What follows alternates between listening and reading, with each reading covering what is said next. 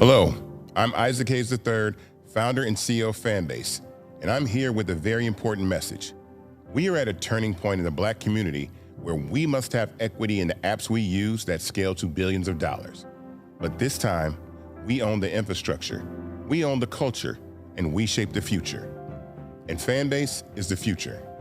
Fanbase combines the free functionality of Instagram, TikTok, and YouTube into an all-in-one platform built for the evolution of social media and monetization. With over 1.4 million users, that's real proof that we are shifting the conversation of tech ownership and equity for creators. So right now, I want you to go to startengine.com/fanbase and invest today. The minimum to invest is $399. That gets you 60 shares of stock in Fanbase at $665 a share. This marks a turning point in Black ownership of social media. If we don't take this opportunity to own social media right now, we will always be customers to our own creations. And that can't go on. So once again, go to startengine.com/fanbase and invest today. We must own the platforms where our voices live, our stories matter, and where our culture drives the world. Thank you.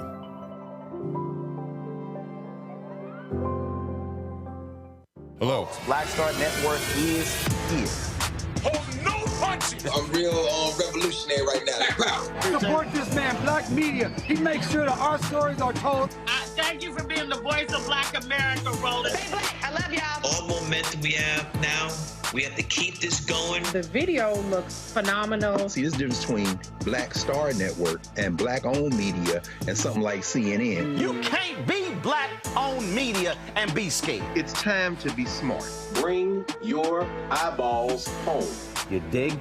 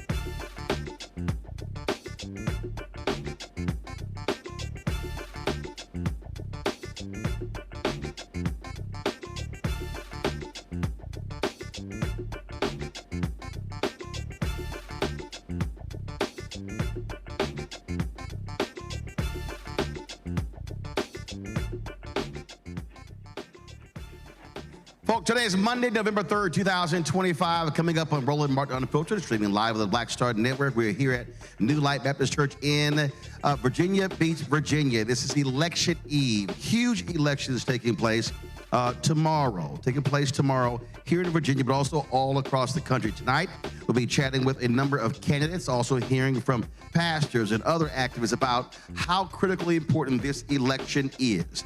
We'll also be talking to someone about the election in California regarding Prop 50, which will be about balancing the whole gerrymandering fight Republicans launched when they stole 5 seats in Texas. We'll also share with you some of the rally this weekend with former President Barack Obama, Abigail Spanberger, who's running for governor, as well as Jay Jones running for Attorney General, and other candidates that took place Saturday here in Virginia. Lots to talk about. It's time to bring the funk on Roland Martin Unfiltered on the Black Star Network, live in Virginia Beach, Virginia. Let's go. He's got it. Whatever the miss, he's on it. Whatever it is, he's got the scoop, the fact, the find. And when it breaks, he's right on time and it's rolling. Best believe he's knowing. Putting it down from sports to news to politics. With entertainment just for kicks, he's rolling.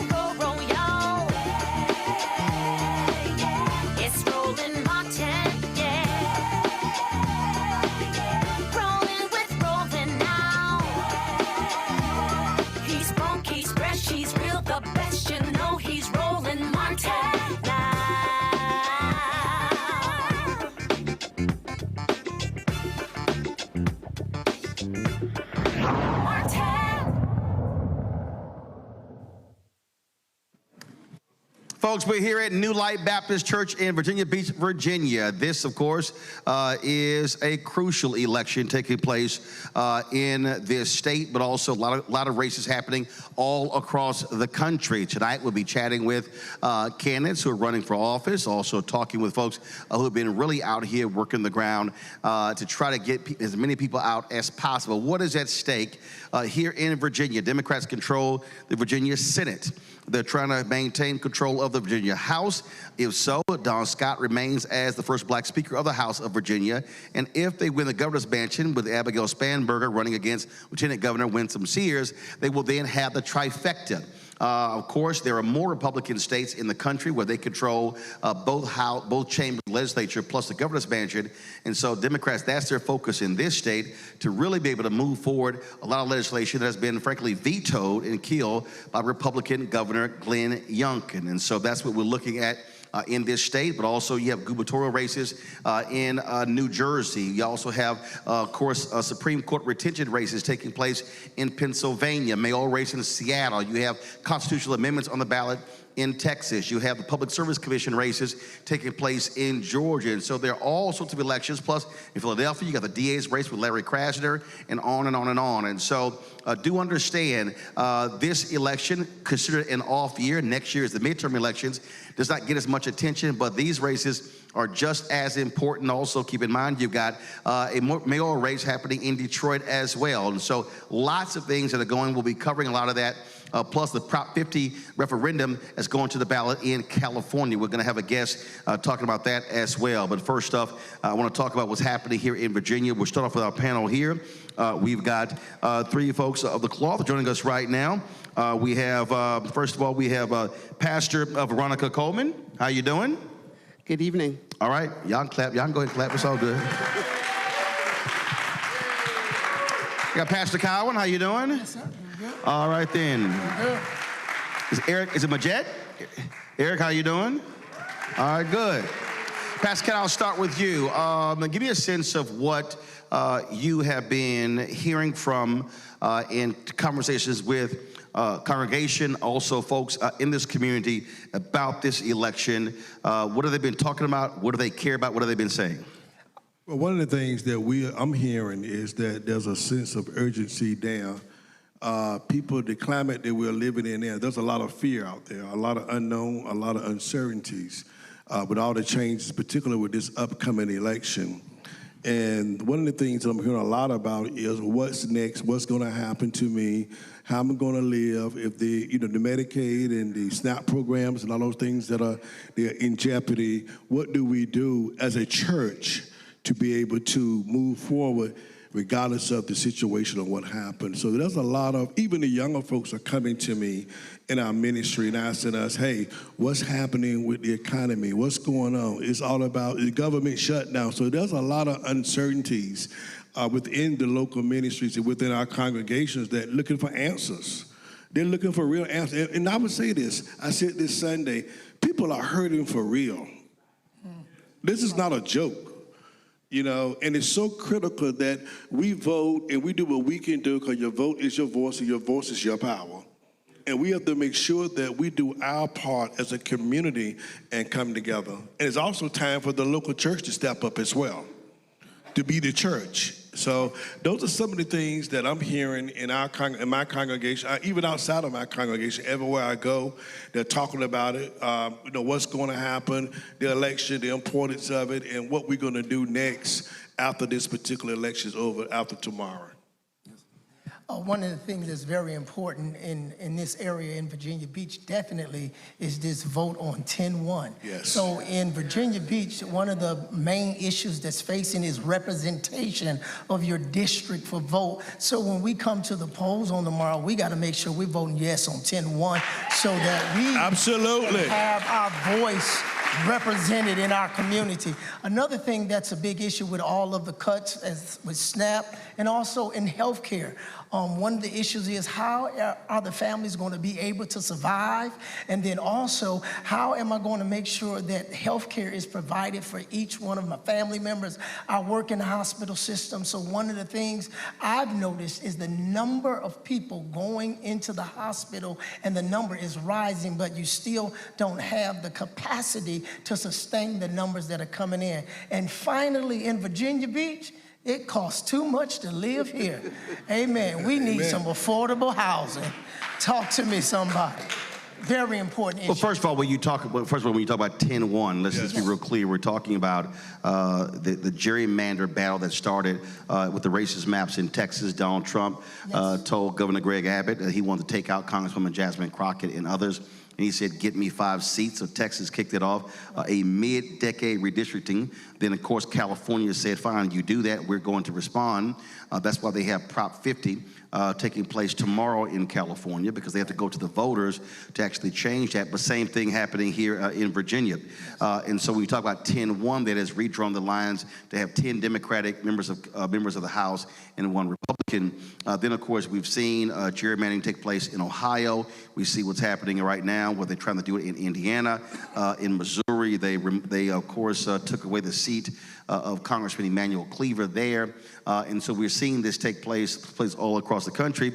And frankly, blue states are responding by saying, hey, we have to change our maps in accordance with this to fight power with power. And so the question is, will Maryland do it? The leader there said they were not going to change their maps. Illinois is also battling that as well. And so while that is going on, that's representation, obviously, on the congressional level.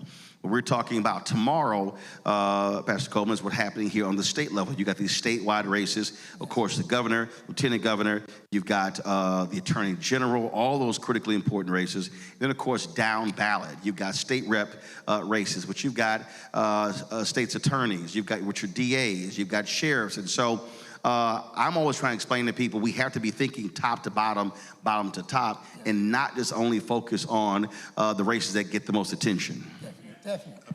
Yeah, I think that's so important that people remember, and that's the thing that we try to tell our congregants, is that you've got to vote, first of all, in every election, that every election is important, but not just the presidential election, but you've got to realize that the people who are making decisions about your everyday life are the people who are you're voting on for these local elections, people who are making decisions about education funding, making decisions about the districts, making decisions about health care. All of those people are people who are at the state and local level, and it's so important that we teach everyone every election is important, and not just the presidential election. When we talk about, again, the issues, it's very interesting to me that folk are very quick to complain, very quick to say what they want, but not understanding how these things are all connected. And so how are you walking folks through that? I've said that we've got to have a return to citizen education training. We got to be able to explain to people, this is City Hall 101, County Government 101, School Board 101, State Government 101, because somebody could be complaining to a state rep about an issue that's actually a county issue. You could be complaining to a county official about what's a city issue, and complaining to a member of Congress is about a school district issue. And so do you see that happening? Is that education happening here in Virginia Beach? And if not, should that be happening even once the election is over, so people know that? Because tomorrow, well, I always say tomorrow is the end of one process, the beginning of another. Election is over tomorrow. Then on Wednesday, it's okay, now making sure the folk do what they said they were going to do, whether our person wins or loses. I want to step in with one quick and kind of say something here. Thank you, sir. Is that the Virginia Beach NAACP, you probably know, we did quite a few town hall meetings to educate people about the 10-1 system and why it was important. A lot of folks don't even know what's really happening in Virginia Beach when they're trying to take us backwards and not move forward. But we refuse to go backwards. You know, the 10-1 system gave us the most diverse city council in the history of the city of Virginia Beach. And the good old boys with the money and all the other stuff and the businesses is trying to hold on to something. Even after the community, they did a survey that they paid for, and the survey came back that most of the people wanted the 10-1 system, and you didn't even believe the own survey that you paid for. What about the voices of the people? They said we want 10-1 with this, and we've been fighting that for I don't know how long. But one of the things that that's happening, that I'm seeing happening there, even with my own kids, I've been educating them. They're 30 and 31 years old. Why is it important about the 10-1? What's happening with 10-1? Why is it important, to vote? A lot of the young folks are saying, "Hey, my vote don't count," but their voice is powerful, and they don't even know that. So we have to continue to educate them about the power of voting and why we are doing what we're doing. I tell people all the time, if you don't vote, don't complain. That's right. And Roland, I would like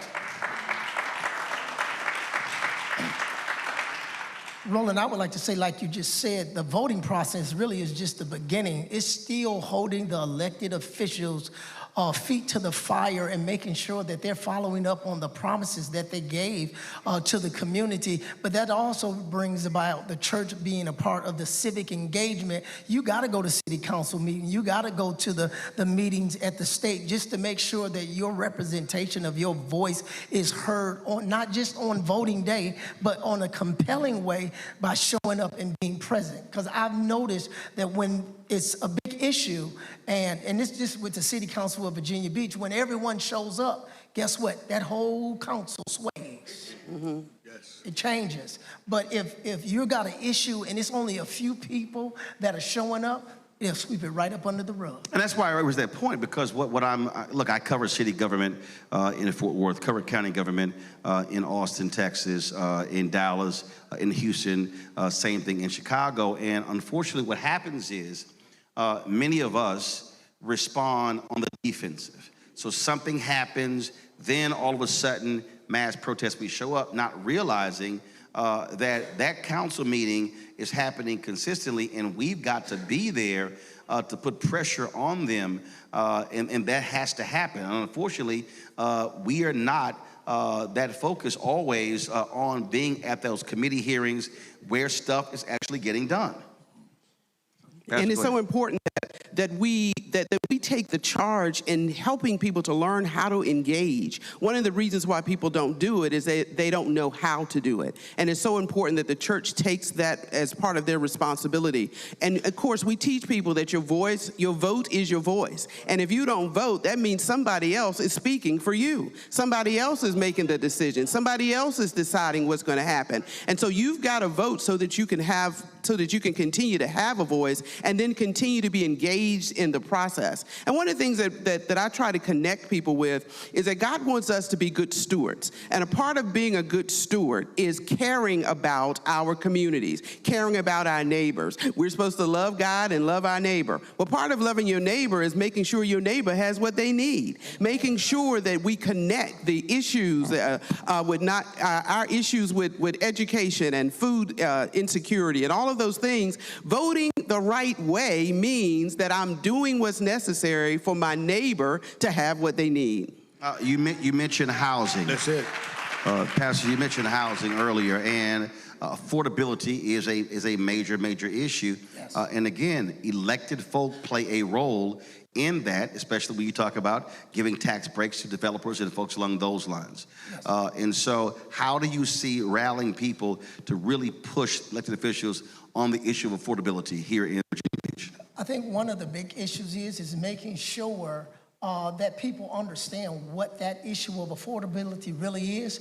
30% of everyone's income, those that live in Virginia Beach, and that's from ages 18 up to at least 60, they're spending 30% of their income on rent, on mortgage. So 70% is what they're trying to live off of, and some can't make it off of that because of all the rising prices. So when we talk about elected officials being on board, making sure that the tax credits are given to the community that needs it. Because one of the major issues is the tax credits are there, but they never end up in our community. So the key is making sure that we use the land that we have for affordable housing and making sure you have a partnership with government and with the community and with the developer and making sure it's a win-win and not just we come, we build, and we take the money out of your community. So that's one of the major keys that I think is very important. And it's been a big hot button issue for me since I've been here in Virginia Beach because you can see the issue of people not being able to find affordable living. Some people go to the hospital just to get a room to stay for the night. Just to stay for the night. Go ahead. I want to just say something. I'm in the real estate business as well, and I do real estate all over Hampton Roads and beyond. And when it comes to Virginia Beach, I mean, the housing prices are so different, so much higher than most of the other communities like Suffolk and Portsmouth and some of the other areas. And what we found is this, is that we have to educate our potential homeowners, right? Give them resources, give them education of what they really can afford. Because everybody want to live at the beach, but the beach costs. Real talk. I had to tell one young lady, she was doing well, she was making great money. I said, but you ain't got beach money. But we can get you to beach money, right? And get you a place that's just as nice, but you won't be able to be at the ocean front. So it's so important now that we not just only educate people about home ownership, and Virginia Beach definitely need more affordable housing. And I know what's really happening behind the scenes, because we in it every single day on the real estate side of this, is that what's happening now is that it's so important that you have the landowner, the investor, the developer, and the builder, all of them need to come together so that we can start building more housing in the city of Virginia Beach where people can afford to live in this particular city. And I think some of it is intentional. They don't want certain people. Oh, absolutely. Yeah. That's right. Come on, let's get real now. You said there was a real talk. And if I can they don't want certain people in certain communities. Yeah. And I want to speak to that, what you just said. The 2040 comprehensive study for Virginia Beach is in place right now. And sitting at that table, that's exactly what was said. Where are we going to put the affordable housing? Because we really don't want affordable housing. But I can say now that some of the government has shifted to say we do need to make sure that opportunity is there. And I want to celebrate our Democratic representatives that's up in the state right now, because they got a bill for churches and nonprofits that have land that they would be able to use it. It went to the governor's desk, but it didn't cross the governor's desk. And that's why we need the right governor in place so that we can make sure we can utilize the resources that we have and to receive the monies so that we can build affordable housing. You want to weigh in on that, Pastor? No, I'm good. They covered it. They covered it. All right, then. Well, we surely appreciate y'all weighing in. What I want to do is over the weekend on Saturday, of course, there was a huge rally that took place in the state with all the statewide office holders and former President Barack Obama. Jay Jones, who is running for Attorney General, who has been catching a lot of heat over text messages. Some say you got some Democrats who are abandoning him. Well, he actually spoke at the rally and made his case as to why he should be elected the next Attorney General of Virginia. This is what he had to say. You know, we've been all over this Commonwealth in this campaign, but it always feels good to be at home. Norfolk and Hampton Roads has always been and will always be my home, and I love each and every one of you. My grandparents and parents started here, fighting for civil rights, believing in a brighter future for themselves, their parents, and their grandchildren. And it's something that I believe in too. It's what motivated me to serve as an Assistant Attorney General, what motivated me to run for the House of Delegates to represent this community in 2017, to fight back against the attacks of Donald Trump.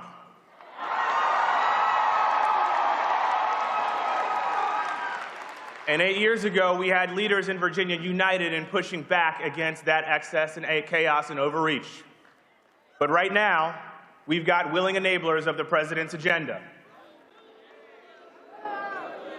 Because when Donald Trump illegally fires workers, when he levies tariffs that destroy our regional economies, including the Port of Virginia right over there, when he is cutting funding for education and for law enforcement. Other states have sued to protect their values and their interests. And instead, Jason Miyares lets him do whatever he wants.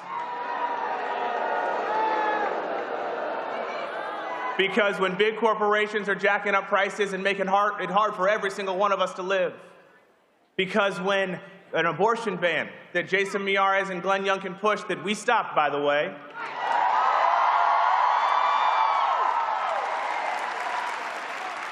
every single time, Jason Miyares has been a willing accomplice to what Donald Trump has been trying to do, and that hurts Virginians. Over 50 times, Jason Miyares has had the chance to sue the president this year to protect Virginia, and he's not stepped up. And that comes at our expense. And I got something to say to that. Virginia deserves better. And there is a reason that Donald Trump has endorsed Jason Miyares in this campaign. He said Jason will never let us down. And what that means is that he'll never let Donald Trump down. But I'm running for Attorney General to put Virginia first. To make sure that we protect our pocketbooks, that we protect our health care access, that we protect a woman's right to an abortion, that we keep our communities safe, get illegal guns off of the street, protect our children.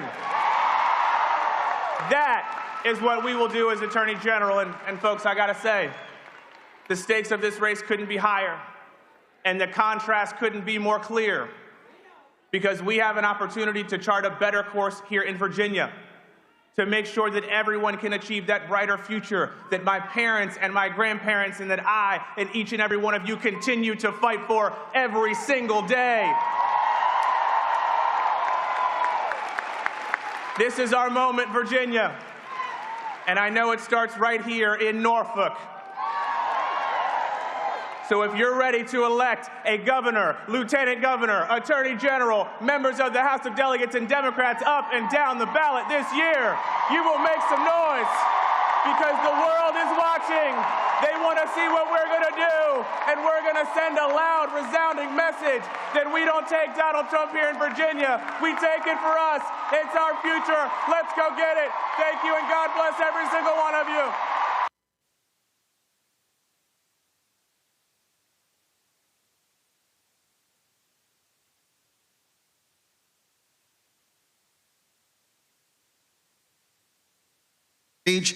On election eve in the state. We'll be right back.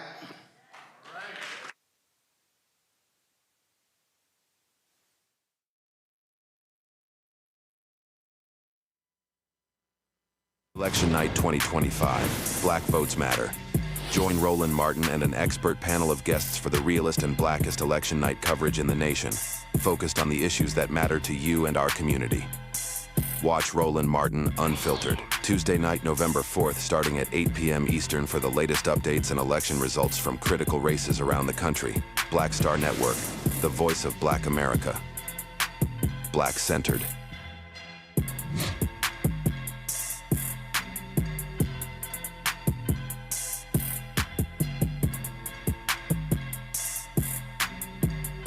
Josh Cole became a pastor and delegate to serve his community.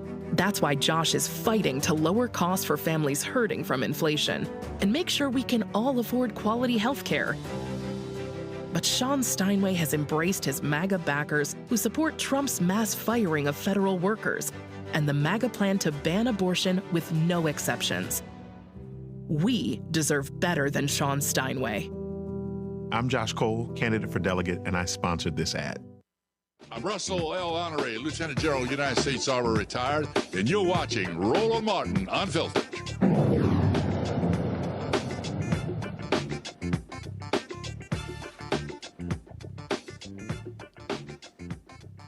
All right, folks, welcome back to New Light Baptist Church in Virginia Beach, Virginia. We're here, our voices, our votes, partnering with the Virginia Legislative Black Caucus, talking about, again, how critically important this election is. And so, as I said earlier, there's a lot of attention that's always focused on the top of the ticket races. That gets most the attention, most of the money. But when you go down ballot, we always tell you all those things matter, especially when we talk about school board races. And so a lot of people say that they care about education. They said it's important. But guess what happens? In a lot of these school board races, the turnout is extremely low because folks simply don't vote in them. And then, of course, they then complain about what's happening in the schools. Joining me right now is Dr. Alveda Green. She is running for Virginia Beach School Board. How you doing? Good evening, and I am already an elected official to the Virginia Beach School Board. But you're still running. Was my year, always running. So I made the point there in terms of how often people just overlook school boards, but then we complain about what's happening with education. And so give folks a sense of what you've accomplished on the board and why you should be elected to go back. Well, as everyone knows that public education is very much under attack. One of the most important roles of a school board is policy making. And I have experienced this last year here in Virginia Beach, major changes to our policies that will have significant impact on our students. Unfortunately, we are, with some of our board members, mirroring what's happening at the national level. Back in the spring, there was a vote to remove diversity, equity, and inclusion from Virginia Beach Public Schools. I voted to keep diversity, equity, and inclusion because it's very important that we maintain programs that support all of our students, especially our marginalized groups of students.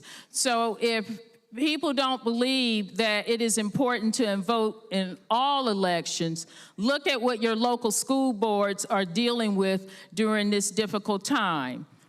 Well, we saw this after the 2020 election where you had a number of Monster Liberty folks who ran all across the country, especially in the South. And what did? They took over school boards. They started firing black superintendents and others, started banning books, changing curriculum. And then people said, oh my God, why is this happening? Well, because a lot of those places where you had majority African Americans, they did not vote the way they should have voted. And that's how folk were able to take those boards over. And that is absolutely correct. And I think if our communities truly understand the important role of school boards, education is knowledge. And one of the things that we are seeing everywhere throughout the United States and here in the Commonwealth as well, people are trying to block knowledge. And when you start removing programs such as that support students, funding is very important. Look what's happening now at the Department of Education. They have dissolved several offices to the point that at the local level, we're very much concerned about funding. So I say all of that to say that it is extremely important that we work very closely with our state delegates as well as our top of the ticket candidates to ensure that they all are pro-public education because they will help save the funding. They will ensure that our constituents and our students have what they need to be academically successful regardless of who you are.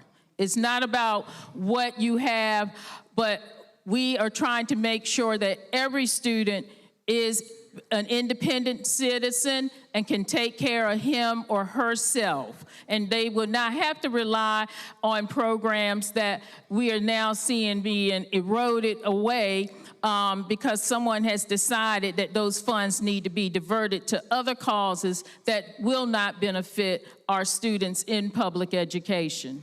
But it's also not just education, it also comes down to money. How large is the Virginia Beach School Board budget? Our budget is extremely large.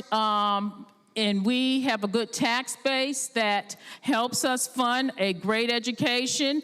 I'm going to be biased and say we are a premier school division with top ratings, with many things, but we are feeling the pain as well from Washington, D.C.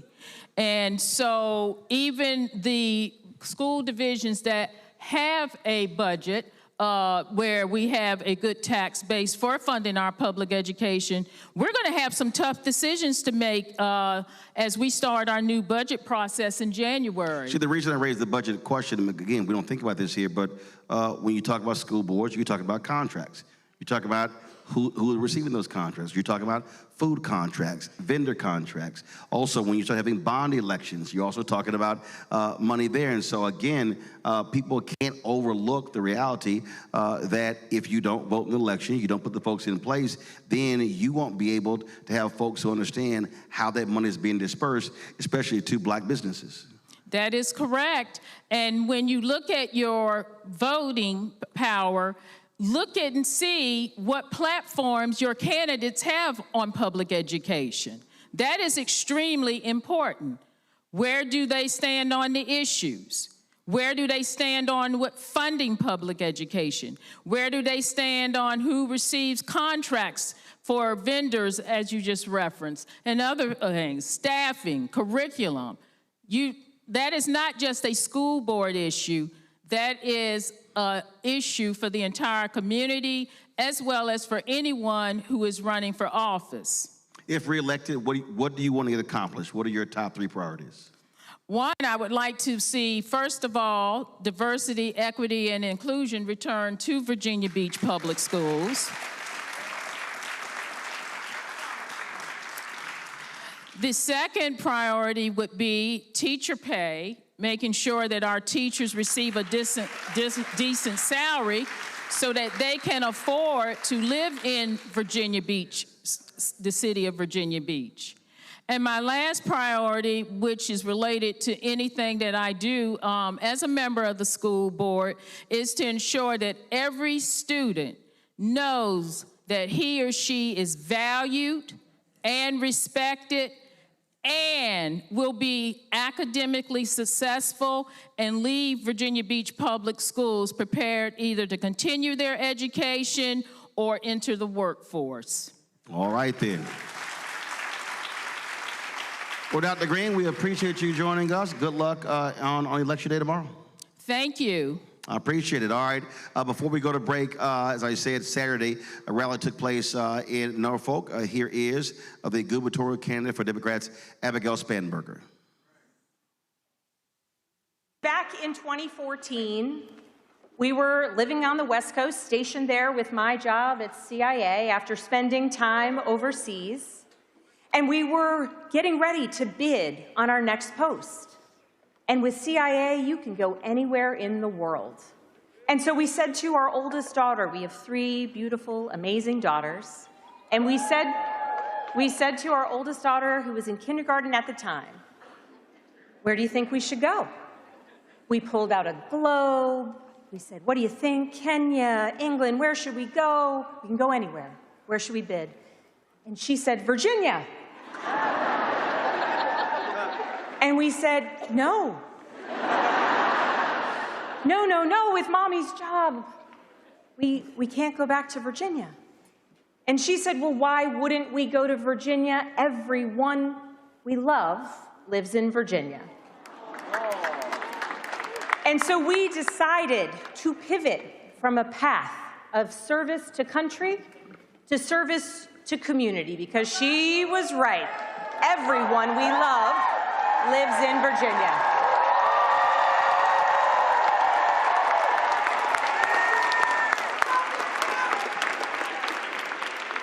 And now there are so many more people we love across Virginia.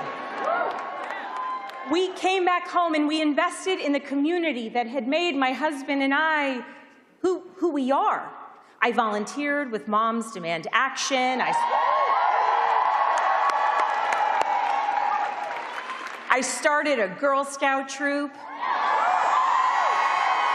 And then in 2017, I decided to run for Congress. And I'll be honest, and many of you were there, back then they told me it was a crazy endeavor. No Democrat had won the 7th district in 50 years. And my predecessor had won his race by 15 points just 2 years prior. But I saw what Donald Trump was doing with his executive power and how he was pitting neighbor against neighbor. And I saw my member of Congress over and over again vote to repeal the Affordable Care Act. And I knew I had to do something. So spoiler, I won.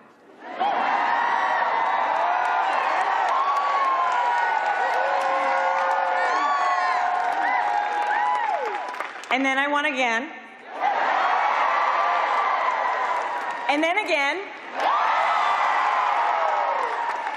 And while I was serving in Congress, I worked with anybody and everybody to deliver results for the people of my district. I worked to lower drug costs and the price of insulin, to combat the fentanyl crisis, to support our nation's veterans, and to finally get more than 50,000 Virginia public servants, retired teachers, firefighters, police officers, and federal employees the Social Security benefits they had been denied. All right, folks, again, that was Abigail Spanberger, and just so we had her on the show, and just so folks know, we heard from her campaign. We never heard from Winsome Sears' campaign to come on the show, so just letting y'all know. Just letting y'all know. All right, gonna go to a break. We come back. Military voters are gonna be huge in the election. We'll talk about that next right here. Roland Martin Unfiltered on the Black Star Network live here in Virginia Beach, Virginia. Our vote, our voices. Back in a moment.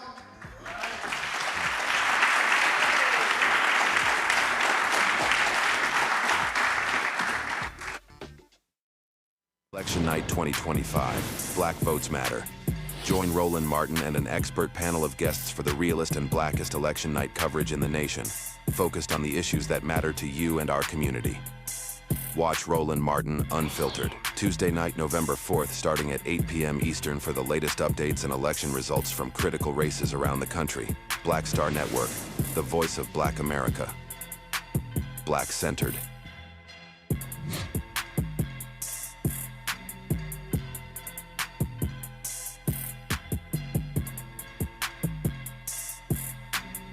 Nicole Cole knows the cornerstone of a successful life starts here. Virginia Public Schools gave Nicole an excellent education. They helped her become a small business owner, family financial planner, mother, and community leader. Now, after 4 years on the Spotsylvania School Board, Nicole is running for delegate to meet the needs of all students.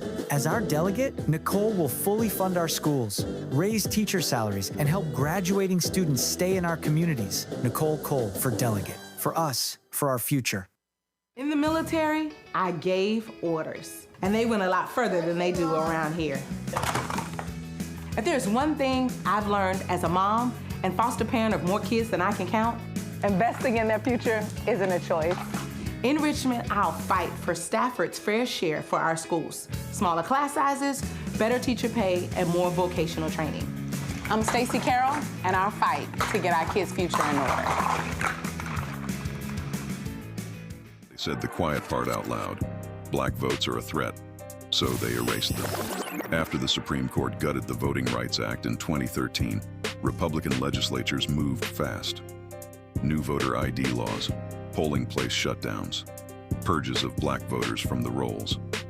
Trump's Justice Department didn't stop it, they joined in. In 2018, his DOJ backed Ohio's voter purge system, a scheme that disproportionately erased black voters. Their goal, erase black votes and political power. Yeah, that happened. These are the kinds of stories that we cover every day on Roland Martin Unfiltered. Subscribe on YouTube and download the Black Star Network app. Support fact-based independent journalism that centers African Americans and the issues that matter to our community.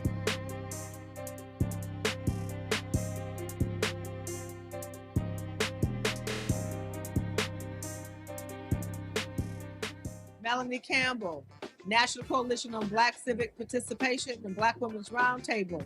And we are watching Roland Martin Unfiltered all day, every day, 24/7. Spread the word.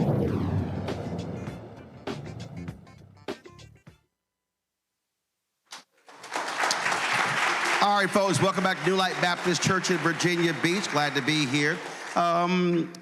In this part of the state, military voters, huge block of voters, and so the issues that they care about often put at the forefront of many of these races. So let's talk about it with our panel here. On the far left over there, Sean Montero. He is the chair of the Democratic Party of Virginia Beach.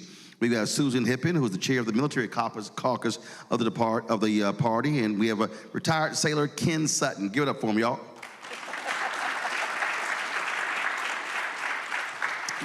What have you been hearing from candidates? Are they addressing the issues that matter to veterans? What are you hearing? Yes, we are hearing it. One of the things that came up during the last session was that we've got a program in Virginia called VSM DEP, and that allows students going to college of 100% disabled or surviving children to go to school and not have to pay tuition. Well, what happened was the governor said, oh yeah, we want that program, but he didn't fund it.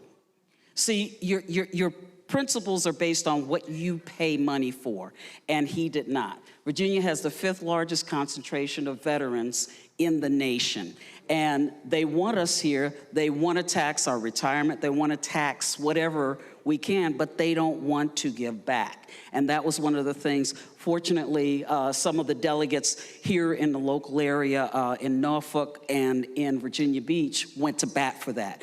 And they got funding for it, but not the funding that we need. Well, that sucks to say you want it, that you don't fund it. That's always awful. Ken, what about you? I would like to say that our Virginia delegates are doing everything they can to help veterans.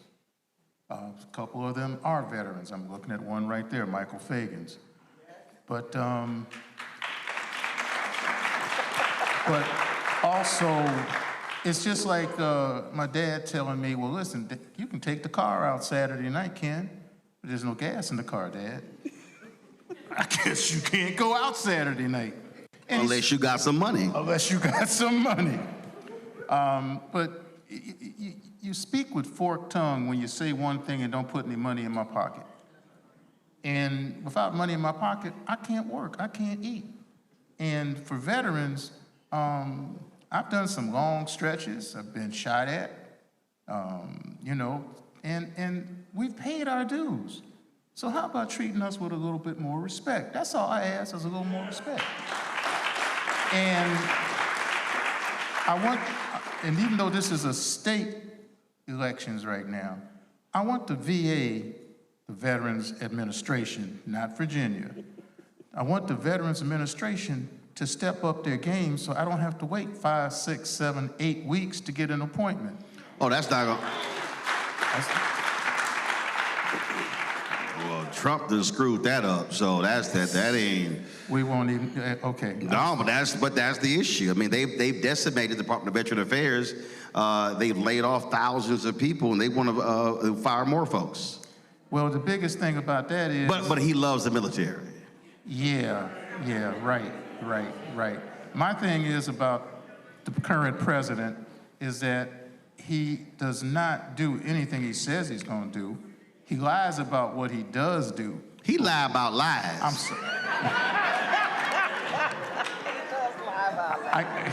He will lie about a lie. He will. The one thing that we know about the current administration is that they go ahead and attack their weakest citizens. The military, the retirees, people who can't really fight back. But when it comes to taking on the people of moneyed interest, oh, they're in bed with them. Give us that money. Send that money to the Veterans Administration. Send it to the schools, please. Well, you gotta give him a gift of a gold crown for that to happen. No. Sean, what should be, after the election tomorrow, what should be the agenda or the top issues for veterans with the next legislative session? Well, first off, I like what they've done with the tax cuts in terms of veterans get some preferential treatment on the taxes. A portion of our taxable income is not touched. And what they did is the group that's sitting here right now expanded that to all veterans that retired, no matter whatever age, because it's smart business. Think about this. We have young people who are getting out in their early to mid 40s that have plenty of working life behind them. They have children that and wives or husbands and spouses and whatnot that can go ahead and contribute to this economy, and they're keeping the flood of people running out of here. The other thing I'd like to just very quickly mention is we have at least one member of a task force dealing with the federal workforce, Michael Fagans, and the onslaught that's been going on with Trump and his Doge team, and making sure, because remember, about 30% of that federal workforce is veterans like me. I am one of those people, and I have lived under the threat of losing my job that I work very hard at, because I want to continue to serve my country. And doing that, remember, veterans do this at the detriment of what their actual earning power is. Think about that. But we do it because we believe in this country, we believe in service and everything else like that, and having that option for us to go ahead and be able to rely on support systems like the federal or workforce task force and other things, just things that need to continue to happen going forward. One of the things that is interesting to me, when we talk about diversity, equity, inclusion, a lot of those programs actually include vets. So why have a lot of veterans been so quiet with the DEI attacks when the programs actually include them? I think a lot of veterans are still gun shy to speak out, because when you're in the military, you do speak out, but you speak out through a tier of people. And when you get out, you have to realize that you have a voice. And that was it's one called of the things retired. That's one of the things I realized when I got out. I got a voice, and it is loud and it is rowdy. And I am not afraid to tell someone when they're not doing what they're supposed to do. Fortunately, we've got delegates. Michael Fagans has been mentioned, Alex Askew, Phil Hernandez in Norfolk, all of them. We've got Sia Price here, who is making sure that our districts are set up correctly, so that when kids go to school, they've got what they need. And that's a big thing that folks don't understand. But yes, we do need to speak up. We need to understand, by the way, the Republican Party needs to understand they don't own veterans. They do not own us. No church owns us, no party owns us, okay? Veterans are a multifaceted group of people, and they need to understand that our needs are different, and that veterans also get food stamps. When I lived in California as an E6, I was on food stamps, okay? When folks now in Virginia Beach, I don't know how they afford on military pay to live in some of the places. They claim, oh, we're gonna do market rate when they do rents. They base it on E5 housing allowance. That is not good for the young sailors that are on the ship. For the people out there who ain't got no clue about the military, what is E5, E6? There's people out there going like, I don't know what she talking about. So, again, y'all can't be using military phrases for folk who don't know nothing about the military. So, what is E5? What is E6? I'm sorry, okay. E5, so the pay grades go Some of y'all was saying the same thing. Y'all like, Y'all were just agreeing, you know what she talking about. The enlisted pay grades go from E1 to E9. I retired as an E9. The officer pay grades go from 01 to 09. 010. There you go. That's the officer in the group. Okay. And the pay, of course, increases. So the E is for enlisted? E is for enlisted. O for officer. O for officers. E is for y'all everything, gotta does everything. Stuff. O Folk is for don't know. we hang around. Okay, got it. All right. So an E5 is going to make approximately $1,700, $1,800 to pay for a place. But that's not just the rent. That they've got to have gas, lights, water, right, trash, utilities, the whole 9 yards. Okay. So that's the thing. And that's what we don't see in the local officials, which is why, like you said, the local officials have to be picked very, very carefully. So if that's the case, and you said that so when you said food stamps, that's SNAP benefits. Correct. So again, this is one of the things that I'm not understanding. So when you're having this battle right now, when Republicans are trying to cut SNAP benefits or want to pare them down, I don't understand why I don't see vets mobilizing to say don't, if they're actually receiving them. We do. And just like when they opened up a clinic here in Chesapeake, the Battlefield Clinic, and they claimed that they were opening it up like a restaurant. That's what the Secretary of VA said. We're opening it up like a restaurant. Well, radiology still is not open. Now, if I go to a restaurant and I sit down and they say, well, what would you like to start off with? I'd like to start off with a margarita. Oh, but the bar is not open yet. Come on. You know, that's stupid. We ain't got that. Next. They ain't that makes no sense. So my doctor sees me. Give me a Hennessy Coke. We ain't got that. Yeah, we ain't got that. We ain't opened that part up yet. Got some red wine? We ain't got that. But that's the way they open in clinics. So it's not just about, it goes all the way. Military children are in our schools, and these military children deserve the education that everyone else is getting, no matter what. We have got a huge population of military children here. So there's so much that the military covers. Mm-hmm. I'm a veteran, I'm a retiree. I've got 2 nephews here. One's a retiree from the Navy. One is an Air Force veteran. You could tell when I was on cruise, right, who joined when. And they are dealing with the same things. It's a huge population here. Sean, go ahead. You were trying to jump in. I'd like Sean to King, say, go ahead. I'd like to say something about the reluctance of veterans to speak out and join up. I'm a little older than everybody else on the stage. No. It's hard. Really? And, I was in Vietnam. I did 2 tours in Vietnam, so I'm 75. My group of veterans, they don't talk. Most of them went past their VA stuff because they didn't think they needed it. I didn't get my VA benefits until about 5 years ago. And I'm just saying. When are you supposed to get them? Oh, about when you retire. So when did you retire? 1990. There was a little gap. And you didn't get them until 5 years ago? I got them, I didn't get. That ain't little. That's a 30-year gap.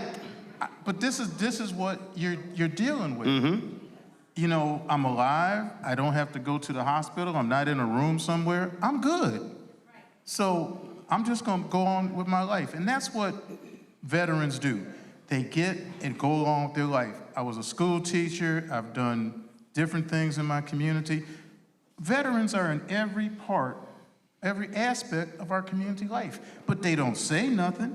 Well, see, but that's my whole point there, Sean, because... He's Sean, I'm Ken. I'm sorry, I know that.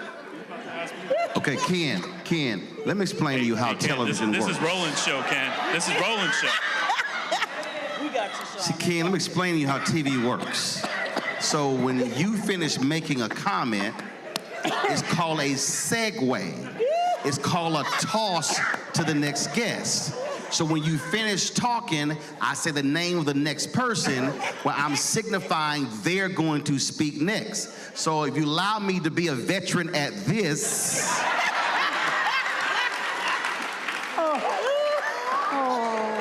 which I've done since I was 14, and I'll be 57 in 2 weeks, so that means I kind of know what I'm doing, Ken.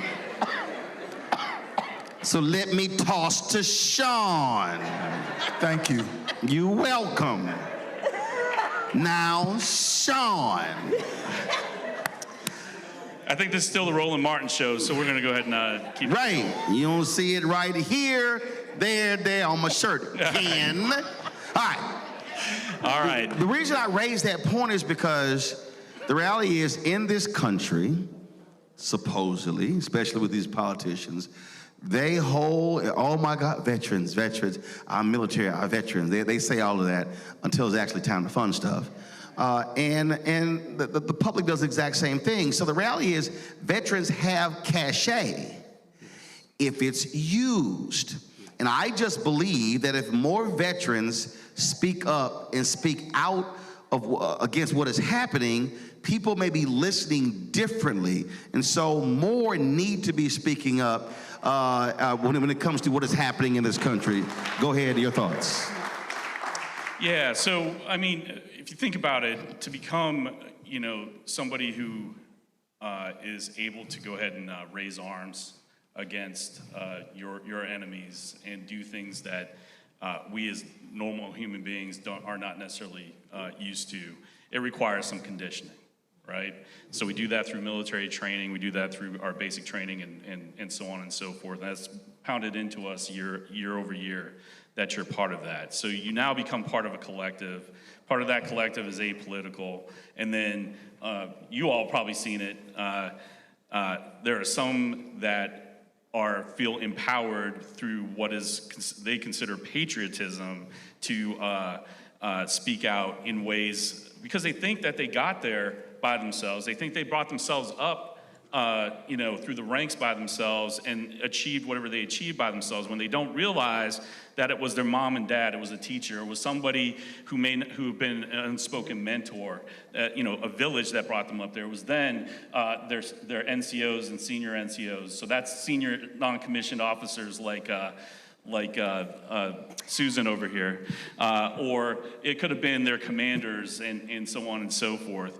And I think some of that is a little bit of education, and it's a little bit of this myth of rugged American individualism, and realizing that one, yes, we went ahead and were conditioned to love our country so much that we're willing to go take up arms, that we're willing to go ahead and expose ourselves to dangerous things, but that, you know, much like a parent, much like a family member or someone who believes in tough love of your family, it's all right. It's all right to go and say that our union that is trying to become more perfect is not perfect right now. Right. And we're trying to go ahead and make it perfect. So Ken's right, Susan's right, that when you're done, man, like 25 years I went through it, man. And I was ready to go ahead and, you know, kind of chill out and be good, you know, just like live with my family and do the things. But, you know, when we see stuff that's going on right now with our federal government, when we see babies ripped out of their doggone beds by ICE and zip tied out there, when we go ahead and see a president of the United States talk about to 800 of the highest ranking officers in our military that certain cities are war zones and that they are and that they should be military training grounds, we need to stand the heck up. Oh, he just said last week he can see in the Navy. He literally said, I can do whatever I want. I think I heard that one before, and no, he can't. No, he can't. No, he cannot. You know, he just moved a battle group down. He's moving a battle group, a Navy battle group, down to South America. And it's like, you don't even know who these people are in these boats. You don't know if they are running drugs. You don't know if they're just out fishing for their family, and you're blowing them away. That's wrong. That's wrong. And no, he can't do that. He is not above the law, and he is breaking the law. Absolutely. No, absolutely. I'm just going to say, Roland, and to everyone out in the crowd and out in TV land, that, you know, right now we cannot become comfortable with this because right now we're frogs. We are frogs that are in that water, and that water's warm, and it's going to keep on warming up, right? Until we realize that it's a pot. Well, you know what? This frog's about to jump, and we all need to be jumping. All right, then. Well said. Let's thank our panel. We appreciate their thoughts, their perspective. Coming up next, can I go to break, Ken? Can I go to break? Yes, sir. All right, cool. Had to check with you first. Coming up next, we'll talk about Prop 50 in California that could add upwards of 5 seats to Democrats in the column as a response to Republican racist gerrymander in Texas. Folks, you're watching Roland Martin Unfiltered on the Black Star Network, live from Virginia Beach. Don't forget to support the work that we do. Join our Bring the Funk fan club. Your dollars make it possible for us to do the work that we do, travel all around the country, covering the stories no one else matters, because here we center African Americans and all that we do. You want to support us via Cash App. Use the Stripe QR code. You see it right here, bottom left-hand corner. PayPal is R Martin Unfiltered. Venmo is RM Unfiltered. Zelle, Roland at RolandSMartin.com. Roland at RolandMartinUnfiltered.com. Check some money order. Make it payable to Roland Martin Unfiltered. P.O. Box 57196, Washington, D.C. 20037. That's 0196. Say, Ken, say we'll be right back. We'll be right back.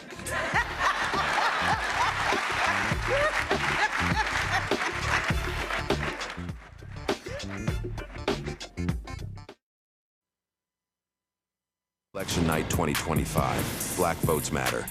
Join Roland Martin and an expert panel of guests for the realest and blackest election night coverage in the nation, focused on the issues that matter to you and our community. Watch Roland Martin Unfiltered, Tuesday night, November 4th, starting at 8 p.m. Eastern for the latest updates and election results from critical races around the country. Black Star Network, the voice of Black America. Black-centered.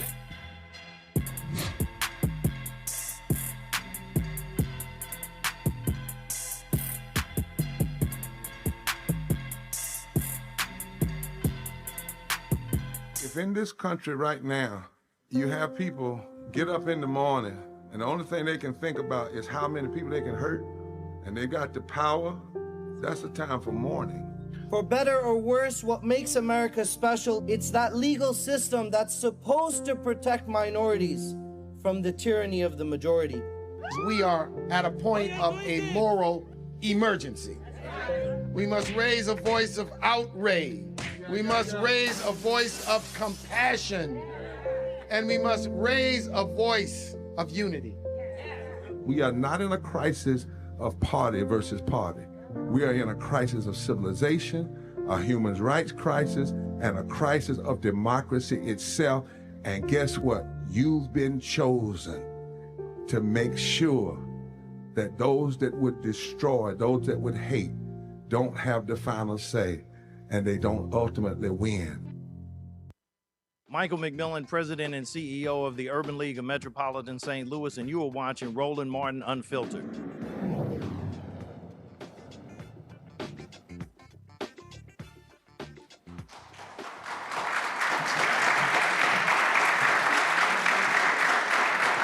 All right, folks, welcome back to Virginia Beach. We're talking about what's happening here in Virginia, but of course we also have what's happening in California. One of the elections, Prop 50, that will change the maps in California. That's a response to what took place in Texas, where Republicans there put forth a racist gerrymandered map that wiped out 5 Democratic seats, including getting rid of 2 black congressional seats. And so we're seeing that take place all across the country. And so when California Governor Gavin Newsom said he was going to respond, Republicans got all upset. It was real simple. If you didn't do what you did in Texas, you wouldn't see what you were doing in California. Assemblywoman Tina McKenna joins us right now. Tina, how you doing?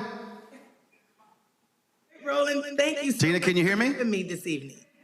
I can hear you. Can you hear me? Oh, there we go. Now, yep, I got you. Thank you so very much.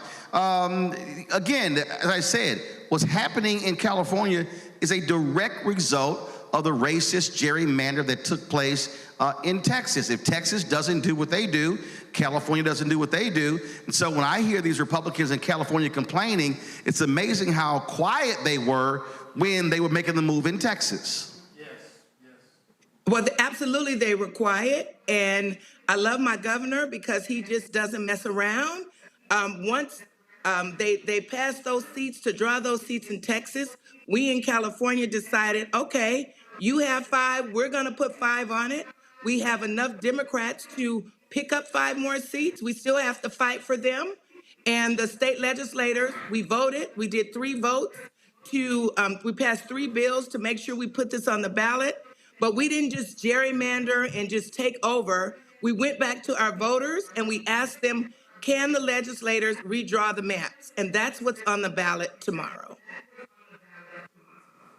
And so right now, what is the current makeup of Democrats and Republicans in the California legislature? And after this, if it passes, what will it be? Right now, there's 9 Republican seats in California. And once we win Prop 50, and then after the 2026 election and we kick their asses, they'll only have 4. Folks, first of all, now we're here in the Church of Virginia Beach, but y'all calm down. I need y'all, first of all, y'all calm down. The word she used is in the Bible. Y'all need to calm down. Bishop William Barber said, as is repeated in the Bible. So don't act like it's not. Sorry. Some of y'all were cussing in the parking lot coming in. So don't be trying to act all holy all of a sudden now.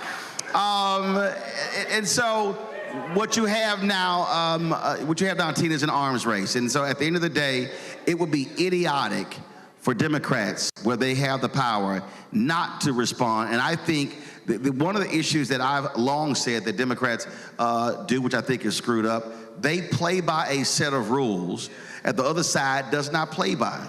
Republicans are about power. They're going to wield power. They're going to maximize power. Democrats too often about what's fair and what's just and how can we all get along. And my whole deal is, forget that. You're going to have power. You use it when you got it. And so, you know, this is true. The Democrats, we come in, I'm in the 3rd year of office in the state assembly. We come in and we do try to be fair and just. And I grew up with politicians having decorum. Well, that's thrown out of the window now. Now I'm ready to fight. I will not bring a knife to a gunfight.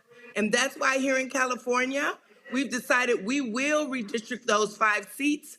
But we did go back to our voters because they would insist on that. But that we will redistrict these seats and we will fight Trump with everything that we have. And this is the way we do it in California, by voting yes on Prop 50 to make sure that we could pick up those 5 seats and come at them and snatch that power from them. Because right now they have the U.S. Congress and the U.S. Senate. They have the presidency and the Supreme Court. There's no guardrails on this dude. And we need to make sure that in 2026, we grab the Congress back and want to grab the U.S. Senate back as well, because we have to stop him from decimating our country. And look, there's a callous decision that we're waiting from the Supreme Court based upon the questions that they were asking on October 15th. They could very well say you can't use race in the creation of districts. That could wipe out minimum 12 Congressional Black Caucus seats. It could be as high as 19 or even 30. And so that ruling could decimate black elected officials, not just in Congress, but then you got to say that then comes all the way down to on the state level, county, city, school board level. And so that's what we're dealing with. We're dealing with a party that, as I keep saying, they want to defund Black America. They're attacking our economic infrastructure, education infrastructure, nonprofit infrastructure. They're going after our social justice, civil rights organizations. And they also are attacking the political infrastructure because they want to cripple Black America and destroy all the gains that have been achieved over the last 60 years.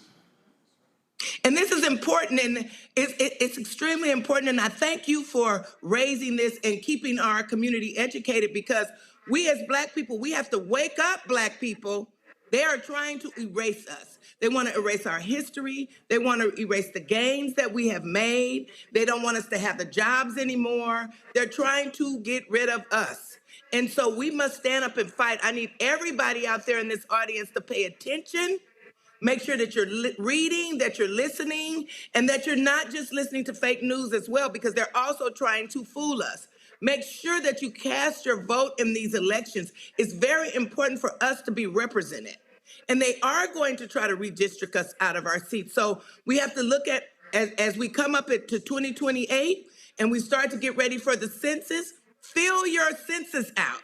This is not just one movement. We see now that a bulk of this country is very racist and they want to get rid of us. So we have to be proactive and make sure that when the census come up, we fill out our census so they know that we're here, because that helps us get representation.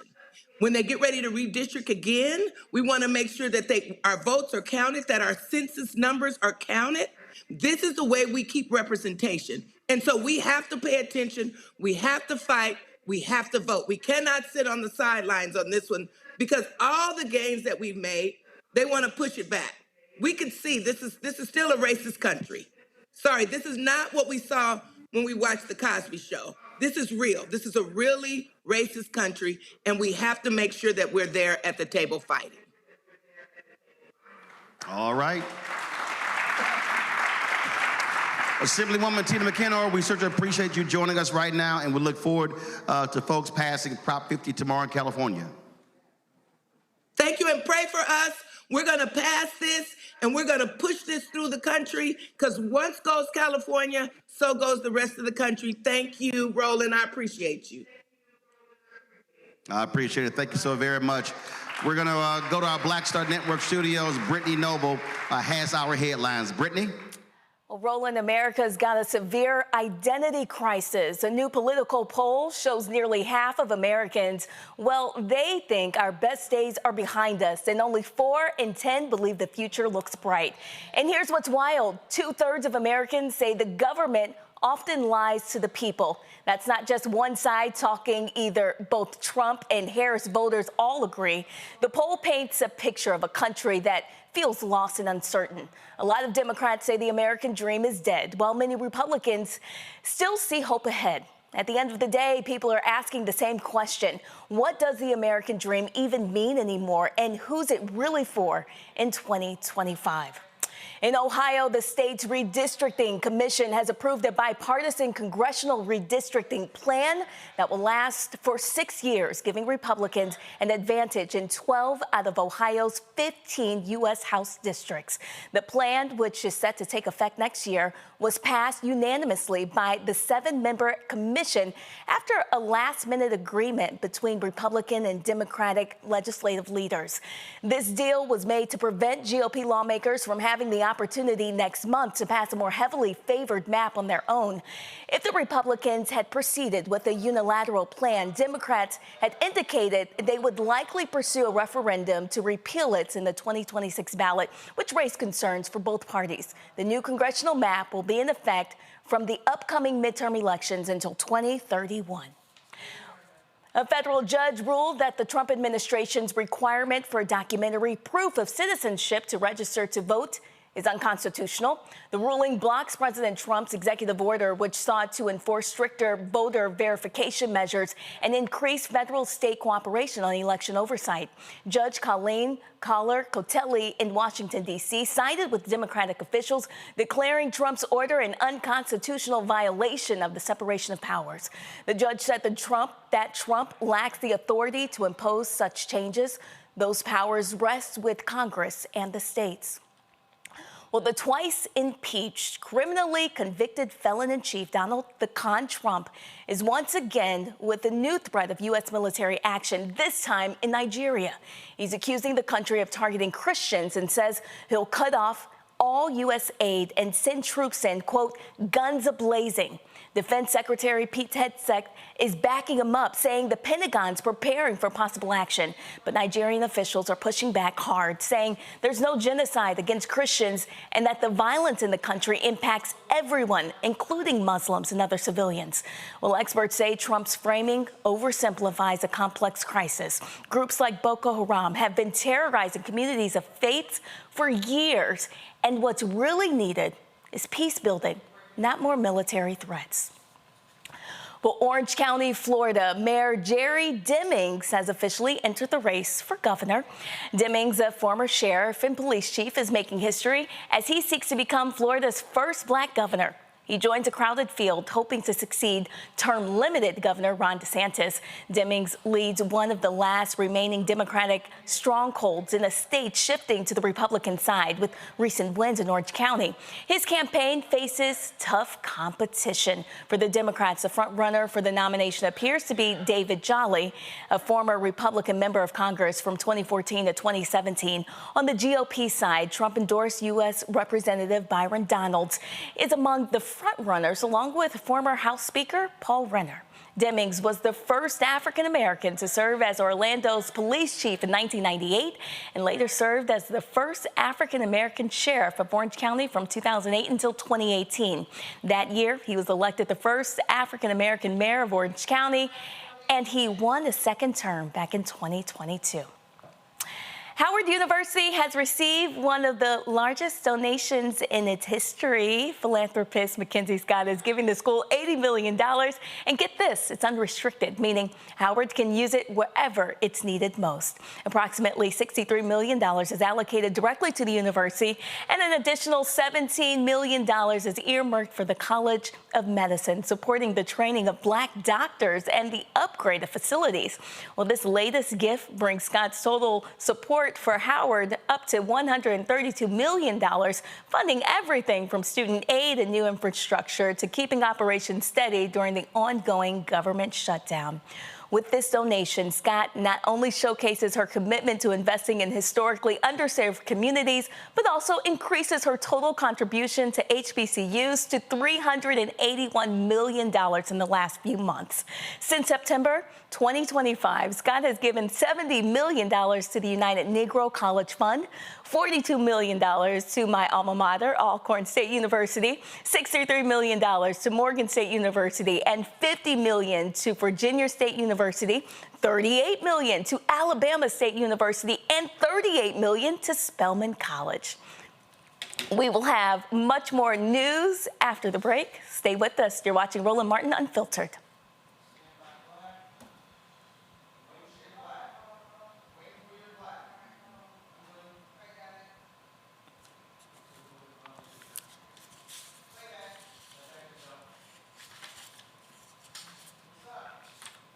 Nicole Cole knows the cornerstone of a successful life starts here. Virginia Public Schools gave Nicole an excellent education. They helped her become a small business owner, family financial planner, mother, and community leader. Now, after 4 years on the Spotsylvania School Board, Nicole is running for delegate to meet the needs of all students.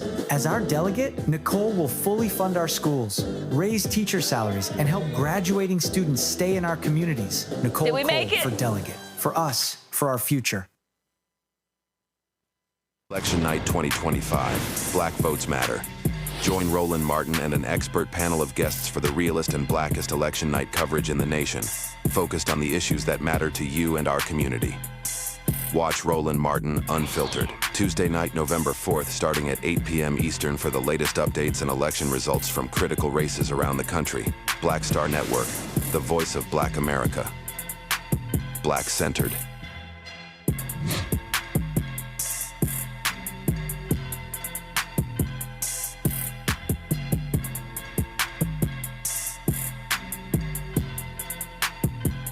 This week on The Other Side of Change. Book bans, anti-intellectualism, and Trump's continued war on wisdom. This is a coordinated backlash to progress. At the end of the day, conservatives realized that they couldn't win a debate on facts. They started using our language against us, right? Remember when we were all woke and the woke movement and all that kind of stuff? Now everything is anti-woke, right? When we were talking about including diversity, equity, inclusion, and higher education, now it's anti-DEI. All this are efforts to suppress the truth because truth empowers people. You're watching The Other Side of Change only on the Black Star Network. In the military, I gave orders, and they went a lot further than they do around here. If there's one thing I've learned as a mom and foster parent of more kids than I can count, investing in their future isn't a choice. In Richmond, I'll fight for Stafford's fair share for our schools. Smaller class sizes, better teacher pay, and more vocational training. I'm Stacey Carroll, and I'll fight to get our kids' future in order. Hey, I'm Mark Morial, President and CEO of the National Urban League, and I'm watching Roland Martin Unfiltered.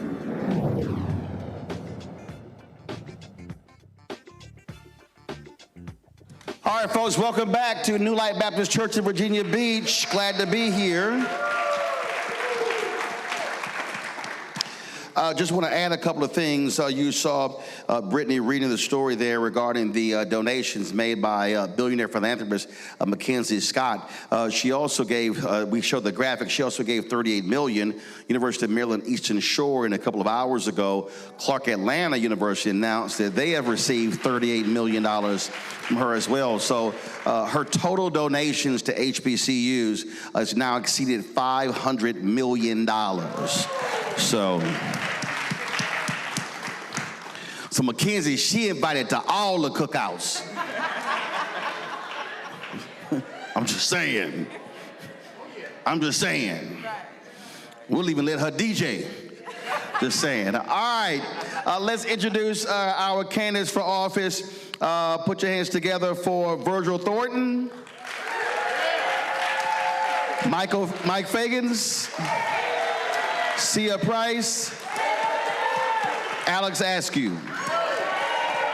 All right, glad to have all of y'all here. And so let's talk about priorities. Priorities in terms of, well, first of all, when we do that, where are you running? So explain your where you're running.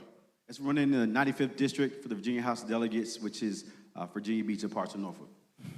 I'm in the 85th District, which is where I was born and raised in Newport News, Virginia. Proudly representing and running again in House District 97, fully within Virginia Beach. Virgil Thornton, 86 House of Delegates, running for the, as part of Hampton, part of York County, and the entire city of Poquoson. All right.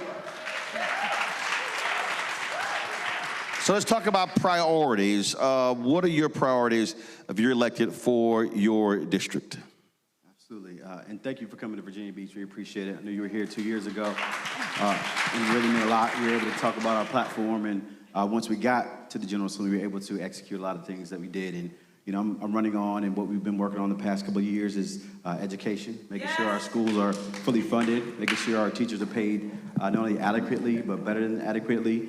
We have one of the best school systems of Virginia Beach and across Hampton Roads, and also make sure our communities are safe from gun violence. You know, we see many times, and you turn on the news, you see young folks younger than 20 years old getting shot and killed, so making sure that guns are a little bit tougher to get, and make sure that there are extensive background checks on guns.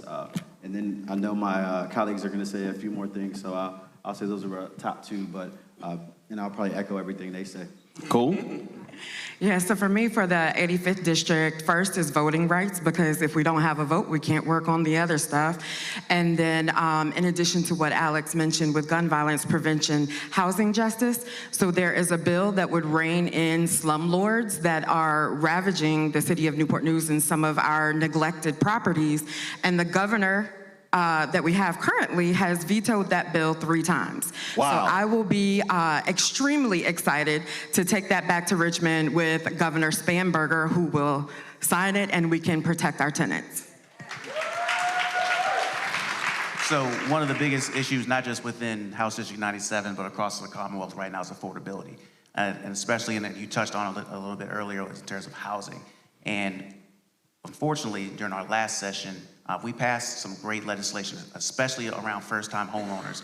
Unfortunately, though, those bills were vetoed by our governor. So that's going to be one of our first focus, is going back and looking at that. We know that not just across Commonwealth, but specifically within the African American community, we know how important home ownership is in terms of growing generational wealth.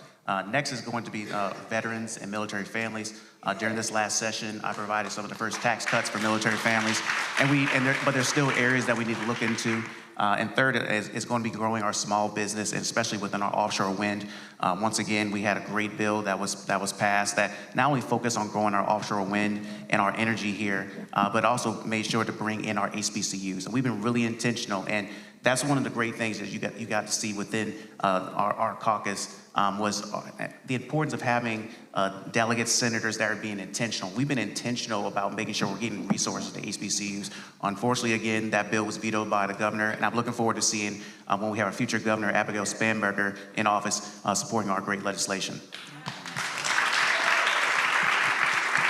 And my trifecta in going to the General Assembly is based on fully funding our schools, because our teachers in my district are paid less than the national average, so we want to get that teacher's pay up. Also having the resources in place for our kids. Because as a foster parent for special needs children, I just can't sit back and see how the Department of Education is just being dismantled and how it's going to affect them. And it's going to affect them in a really big way if no one stands up and have their voice and have their back. And also in healthcare. Healthcare is also real dear to me because I'm a cancer survivor of colon cancer, and it almost bankrupted me. So I know how important it is to be healthy and have a healthy society, and not having the proper access to quality health care can bankrupt anyone. And then, of course, our economy. In my district, looking at Hampton, York, and Poquoson, we need to bring more businesses in, and bringing those businesses in will give us the tax dollars we need to help our communities be more viable. So I kind of look at it as a triangle. No society or no community can thrive without those three things: the education, health, and based on economy as the base of all that. When we talk about public safety, oftentimes, and I've seen this all across the country, it is a conversation of we need to give more money to hire more police officers, more training, give cops the tools to fight crime. Last week, and I've had him on several times, I was talking to Baltimore Mayor Brandon Scott, and he talked about how they brought murders down to a 50, 60-year low. He talked about how they brought violent crime down. And they didn't do that all by sending resources to police to hire more cops. They took a much more broader, focused, laser-like effort to deal with crime. Because he said, listen, if you don't deal with housing, you can't deal with crime. If you don't deal with education, you can't deal with crime. If you don't deal with jobs, you can't deal with crime. If you don't deal with lack of food and nutrition, you can't deal with crime. And so how are you looking at, when you're talking about going to Richmond, how are you looking at this idea of public safety from a 360-degree view? Yeah, if I could go, I'll just, I've been in the House for 10 years, and I was there when the Democrats were in charge in 2020, and the first investment for Virginia into gun violence prevention was $5 million. But my dad was mayor at the time, and the program that was working in Newport News cost $2 million just for one city. So we were able to get the $5 million, but it did get ravaged when the Republicans took control, and they changed it from gun violence prevention to this, my words, sham of a program called Operation Ceasefire.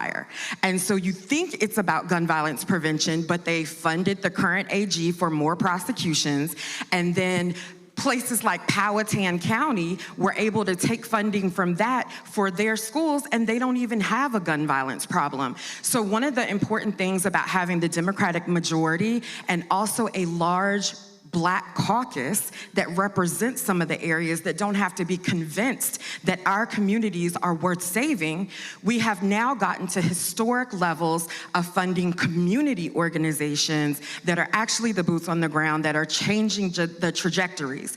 If you'll know, just very quickly, President Biden had the Office of Gun Violence Prevention, and they were doing lots of funding. That funding is now shut down under President Trump. Yeah, because they called it DEI. So we need a governor who understands that we need a secretary of public safety and a secretary of education and a secretary of health that understand the worth and value of Black lives and that we are worth saving. And one of the important things that we've tried to do during this past session is I serve on the Public Safety Committee, and we had a great big initiative in terms of looking at how we're properly storing our guns within our homes and within our vehicles. And a lot of times the other side try to utilize Democrats as if like we're fully against firearms. I'm a responsible firearm owner. I grew up hunting here in Virginia. I served in the military for 20 years. I own firearms and responsibly. And for those that do that, it is a right and a privilege to be able to own one and to take care of it properly. But when you're talking to our police and when we're hearing from our our chiefs and our sheriffs, they're coming to us, telling us, saying that, hey, many of the crimes that are being committed right now are being committed by stolen firearms taken away from vehicles. And when we try to have legislation that goes forward with that, and it goes forward to the governor's desk, maybe due to the gun lobby lobbying them or not, we're not able to get that. So that's one of the things we're going to be looking at next year, is bringing back those ways to be able to help out our communities, because we know a lot of those firearms are being used in those type of incidents where if they were properly stored, those crimes could be reduced. That's why it's crazy to me when you have all across the country, you have police chiefs and sheriffs who are saying, I need you to do something about gun laws, and the Republican response is, oh, we're just going to make it a lot easier to have guns. I mean, they are going against law enforcement, and they claim to say they support law enforcement. That's just, to me, that's an oxymoron. They're too afraid of NRA and what grade they're going to get. Yeah, that's exactly what it is. So, I mean, it's just, to me, it's just crazy. Let's talk about affordability. That's been bandied about a lot. Housing, we talked about a little bit earlier. What other areas of affordability for everyday Virginians are you focusing on? I'll start on the end. Yep. You're the end. Affordability. Do you need Ken to tell you to go? I forget nothing, Ken. Go ahead. As far as repurposing some of the structures that we already have, that as far as looking at buildings and seeing what we can do as far as getting with the local city council and things of that nature to see how we can repurpose buildings that are already standing and make it more affordable housing versus having to tear down a building and then reconstruct one. Because again, when we're looking at the tariffs and how it's creating problems as far as building materials, it makes it more difficult. And that's one of the areas that I'd be looking into. For me, is looking at going to be specifically in terms of healthcare. We had some great healthcare bills last year around, I don't know if you had got a chance to hear about this, the Mom to Bus package that we had that was really focused on maternal care. Shouts out to our colleague, Delegate Candace Munda King, and the leadership that she had, Sia, so many others on this. And I'll be looking at bringing that back again next year. For my portion of that was the presumptive eligibility for pregnant women, seeing about how important it is to make sure that we're able to get the care that they need without having to have that red tape. So it's looking at removing those barriers of care, which is going to be able to help affordability for families that are women that are trying to grow their families. I represent a district that has 45% of our population deals with SNAP benefits or Medicaid, and 61,000 people, including children in Newport News, were at risk of losing their SNAP benefits. So I can't really get beyond thinking that our children need to be fed and that people need their health care with Medicaid. Unfortunately, we do not have a clear picture of what is going to be happening in Virginia, and so I'm going to be paying close attention to the information that we'll get so that we can make sure that we backfill any Medicaid cuts that we can, make really tough decisions, but we've got to start with feeding the children. And not only food, but prescription drug costs. We were the first, one of the first states in the South to put a cap on insulin in my first term. And I tried that with albuterol inhalers in my first term as well. Unfortunately, it didn't pass, but Christmas tree bills aren't enough, right? We can't just do this prescription drug or that prescription drug. We need to work with the prescription drug board to really look at a holistic approach to bringing down costs. I know it's not going to be easy, and a lot of lobbying groups and different outside groups are kind of try to put a stop to that, but we got to do something, because folks shouldn't have to determine and make decisions whether to put food at the table or buy life-saving prescription drugs. Absolutely.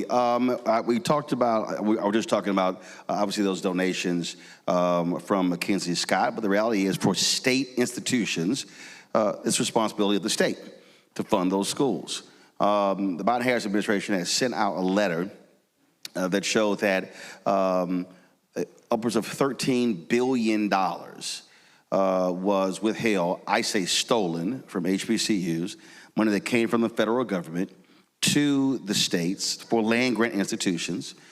Virginia State was supposed to have received $277.5 million. and I get current investments. But if you are sent to Richmond, are you going to make sure that this state gives that money that they were owed, and there was a certain period from land grant money, so separate from what they should be allocated, are you committed to make sure they get that $277.5 million they were cheated out of by Virginia lawmakers who sent that money to white PWIs and not to that HBCU? So I'm a graduate of 3 HBCUs, so let me say this. The benefit of having a speaker, a president of the Senate, the leader of the House Democratic Caucus, and so many of us in the Black Caucus that have graduated from HBCUs, we know the value. What is unfortunate is all of the cuts that are coming from the federal level. We cannot sit here in good faith tell you what we promised to do, because we gotta keep people alive.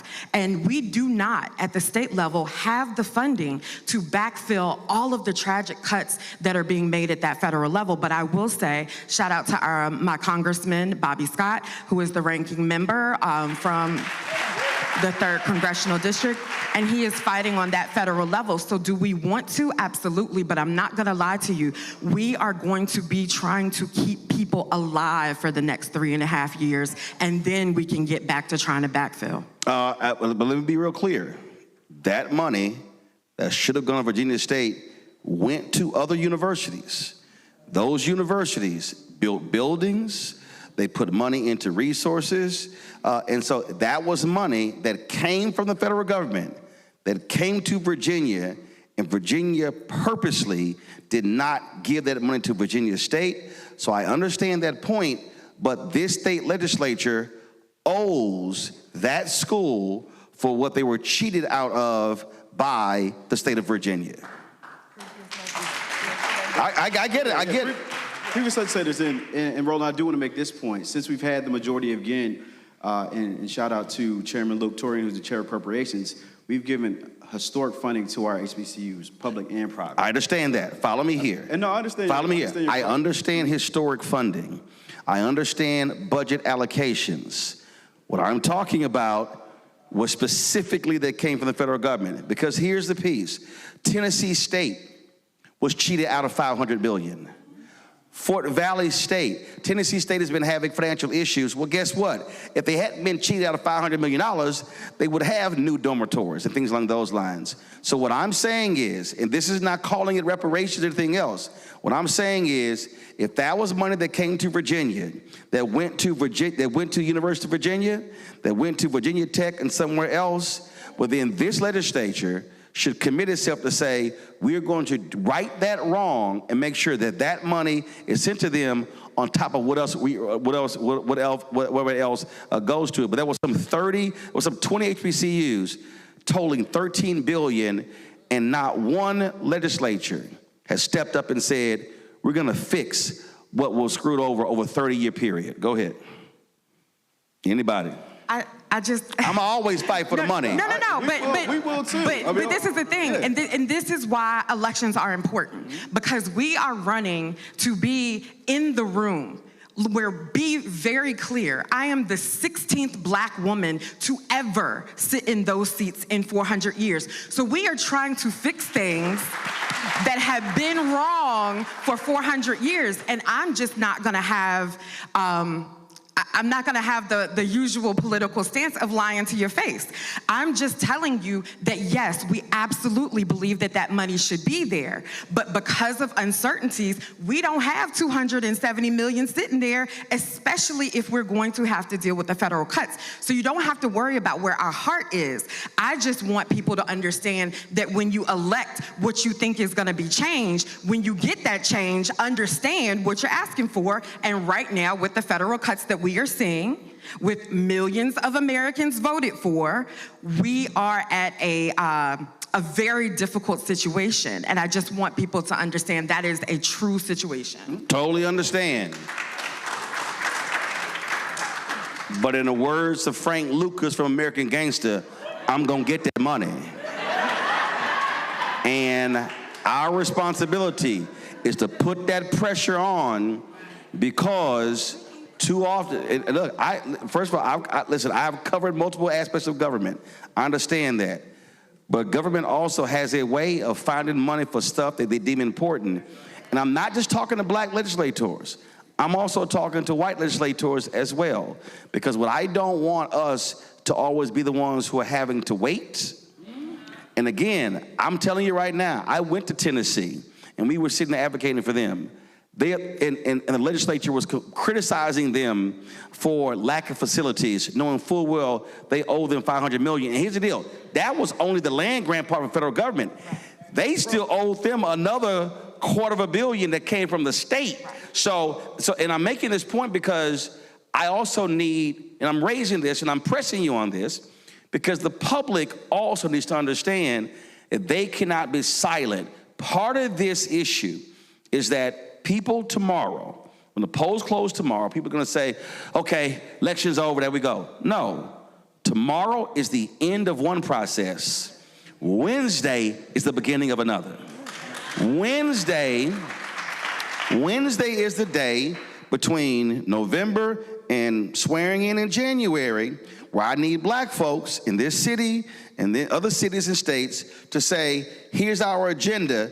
So when the inauguration comes and there's the parties, everything else, it's like, all right, when y'all get down to business, we're going to be showing up on your door saying, hey, we want this to happen.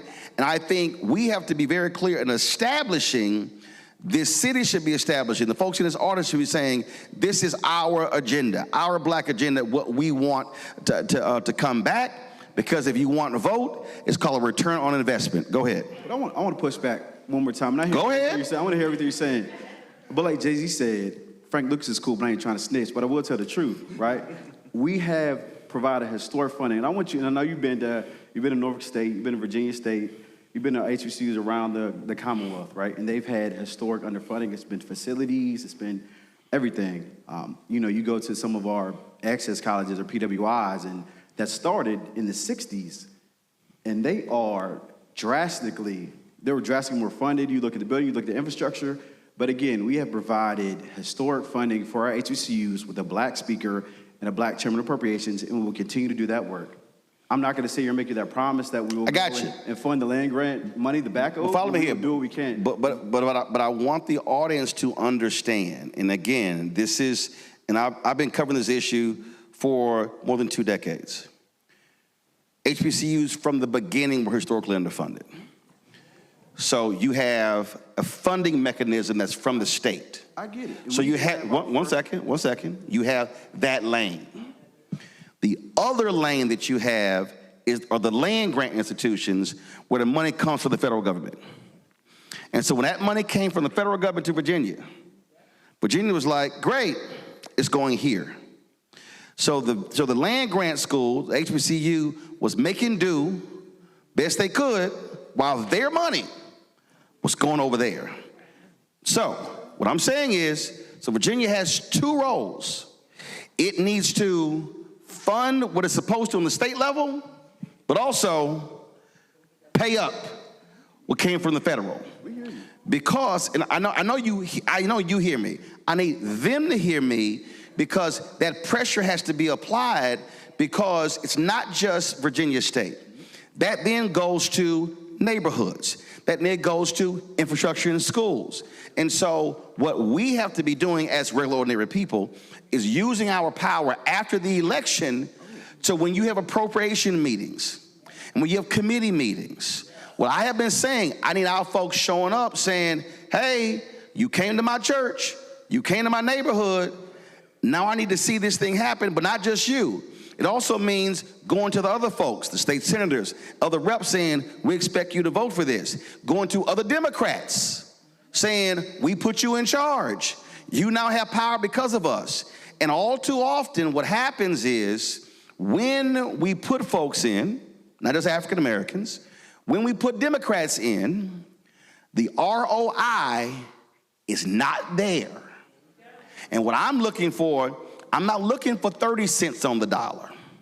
I'm not looking for 60 cents on the dollar. I'm looking for 100 cents on the dollar. Now, if I get 90, I'm gonna still come back for that 10 cents. But that's why I'm pressing like this because I don't want us to be in the position of accepting less. I want to get everything that we owed. So if I could add.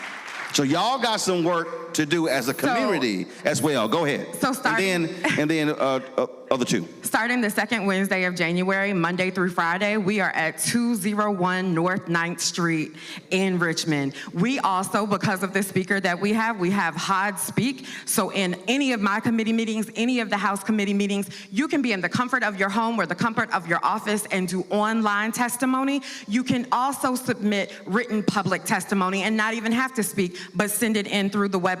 That is hodspeak.house.virginia.gov. I want y'all to do all of that, but I want you to show up in person. Because again, I'm trying, listen, I covered city government, I covered county government, I've covered state government, I've covered federal government. I know for a fact, when people show up, their presence has a different effect in the room than being online. And when they gotta look out, and let's be clear, you alpha, you knew, right? You just became an alpha. And you an alpha. You Greek? I'm an AKA. You AKA? All right, you independent. Gotcha. That's fine. But I spoke to the National Panhellenic Council, gave the keynote speech on Friday. And what I said is, Divine Nine, Prince Hall Mason, Eastern Star, Links, all those groups, when they roll in and the whole bunch of brothers in black and gold walk in, every legislator should be going, who them people? They need to be feeling our intensity, our pressure, because all too often, we go to Richmond, or we go to Austin, or we go to other state capitals, and we only go operating in the defense saying something's about to get cut. I want us playing offense. And that's why I'm saying this. Y'all go ahead. Yeah. And so one of the important things we've talked about also is, Sia touched on this, is we're gonna have to make extremely difficult decisions next year. Extremely. And unfortunately, because one of the things that happened, not just here in Virginia, not just in Texas, but in California, but across the nation right now, are the cuts. I served on the emergency committee to deal with basically the DOJ actions in Virginia. And each month we travel, each time we traveled around this Commonwealth. We went from Norfolk to Richmond, to Southwest Virginia, Northern Virginia, and every single time we learned about how these cuts are not just hurting at the state level, but the local level. And there isn't a state in this nation that can deal with $500 million cuts in education, $1 billion cuts in Medicaid potentially, $500 million in transportation, and still provide the same type of results we've normally provide. So next year is going to be about sustaining and making sure, but as you point out as well, we need advocates to come and push on us. They should. If you have an issue, come and talk to us. That is the most important thing you can do, is come to our office. We know that all of us, we're gonna be in committees, we have staff. You come and talk with us in person is very important, because you're able to convey exactly what's going on with you. But we're gonna be making those decisions next year, and we need to make sure that advocates especially, and one final thing, just this year, and part of our legislation, I had a piece on that was gonna be able to provide some of the offshore wind towards an HBCU. It was basically free. We couldn't even get the governor to sign that. And so that is what we've been fighting on, at least for me, for the past 2 years. I know Sia's been fighting for it for longer, that when we get there next year, we have a lot of hard decisions to make, but we do have to make sure that we're going to be pushing forward with those areas that need to be. And again, I just want our people to understand, we are gonna have to push. If Spanberger wins, she gonna have to get pushed on some stuff. And so again, I just want us to understand that tomorrow, after tomorrow night, it's not, my person won. No, I need our folk ringing holy hell on our agenda, making it clear what the expectation are. And I'm all around the country. Jesse Jackson Jr., he was in Congress, said this, they were like, Congressman, you going to Roland show? He's like, what are we talking about? They were like, oh, y'all friends. He's like, no, let me be real clear. Roland gonna kick my behind. He said, we might be friends, but he's still gonna kick my behind. My position's always been clear. I'm putting pressure on everybody because I have an expectation. Look, the Obama people still can't stand me because I said, look, we didn't sit here and do all that voting, carrying all that water just to get a couple of things. I said, I had an expectation for more. And guess what? If we didn't get everything we get, we still should be demanding more. I think for a lot of us, and I said this about Obama, a lot of us never left our inauguration parade. Everybody else left. We were just happy to see a first black family. We forgot he was the first, but he was the 44th. And a lot of us did not respond to him the way we should have as the 44th because we kept being fixated on the first. And so I appreciate our black elected officials and others. My thing always is I want maximum pressure to get maximum results, and you're supposed to get as much as you can while you can, because it ain't no guarantee Senator Lucas is gonna be over the money in the Senate. No guarantee how long Don Scott's gonna be Speaker of the House. And so you get as much as you can while you can. Can I add one thing? Go right ahead.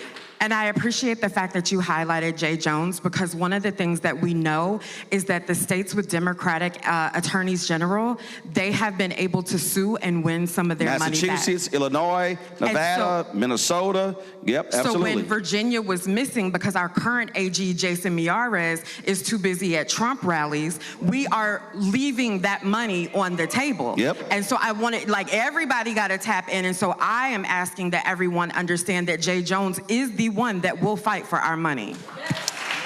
Let me get final thoughts. Make your final argument. Yes, as far as the rainy day fund, of course, it can only go so far. But I also feel that, yes, we do need to be held accountable, because when we're held accountable, we perform better. Everyone does. That's why we have coaches. And the community need to hold us accountable, but also the community needs to be involved, because the community, the votes are what put us in power, but the votes are what can take people out of power. Mm-hmm. And the power is in the hands of the people. So when we work together, we can put that pressure on those who can make the decision and where those funds are being channeled. So we need to work together.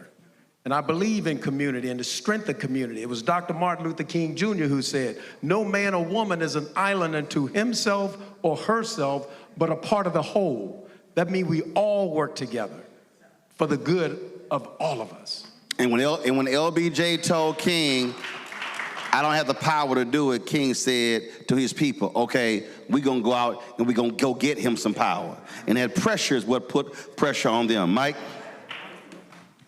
One of the most important things that we've got to see over these past 2 years is the importance of, not just in terms of your vote, not just in terms of your advocacy, but the results. And the fact that my colleagues here, even with a Republican governor, even with a governor who vetoed many of our bills, we were still able to do outstanding work. Imagine what we can do when we have someone like Abigail Spanberger in office. Imagine what we can do when we have someone like an LG Hashmi.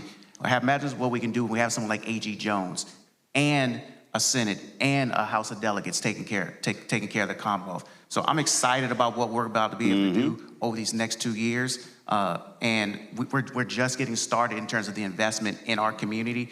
And y'all should really be proud of not just the work that we have done, but we will do, but also continue to push on us to make sure that we're delivering. See ya. So, not sure if y'all know, but I'm gonna speak my mind wherever I am, and that is especially on the House floor. And most recently, I spoke my mind about the redistricting. All of the love that you all have shown me will mean absolutely nothing if we do not have a Democratic trifecta in order to push back on the Trump administration's power grabs. So it is real cool to cheer us on, but if that does not translate to votes in order for us to be in office, then we just had a party and not power. We have to exercise our power starting with the vote. Yep, absolutely. Alex? I know this is often overused, but I truly believe that this is one of the most important elections of our lifetime, right? Not trying to be hyperbolic, but I truly believe that this could start the blue wave across America. When we had the majority last time, we had the trifecta with Ralph Northam as our governor, we passed historic legislation. With CS help, we passed 45 days of early voting. We closed a lot of loopholes for gun shows and made it a lot harder to get weapons. You know, we made sure that women were protected and their reproductive rights were protected. And I promise my colleagues, once you take the majority and we have Abigail Spanberger as governor, we will continue to do that. We will not only fight for people in Hampton Roads, we will fight for folks across the Commonwealth. So, Brother Martin, I appreciate you having us here tonight and coming back to Virginia Beach and speaking to us about this all-important election. Folks, put your hands together for Virgil Thornton, Mike Fagans, Sia Price, Alex Askew.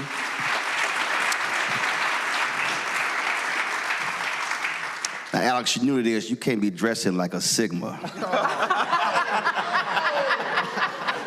That's a lot of blue you got on. I know. Now, Mike, you're going to pull him aside. He's a Neo. Yeah. How long you been Alpha? About 8 months. Dog. That's a lot of blue. I'm just saying. You don't think I look good in blue? I know we can wear all colors, but that's a lot of blue. I know you got the Alpha little wrist, but that's a lot of blue. Mike, Ken? I'm gonna need you to handle that, Ken. You said you brought him over in Alpha. I need you to do your work, Ken. All right, we're gonna close this out with some of what former President Barack Obama had to say on Saturday's rally in Norfolk. You know, a lot of people have asked me lately whether I'm surprised by the direction the country's taken. And even though I am the hope and change guy,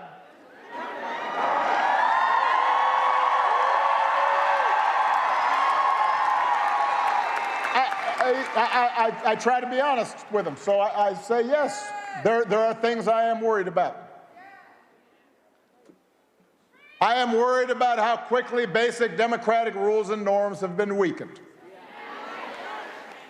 I'm worried about how willing Republicans in Congress have been to surrender their role as members of a co-equal branch of government, refusing to buck the president even when they know he's out of line.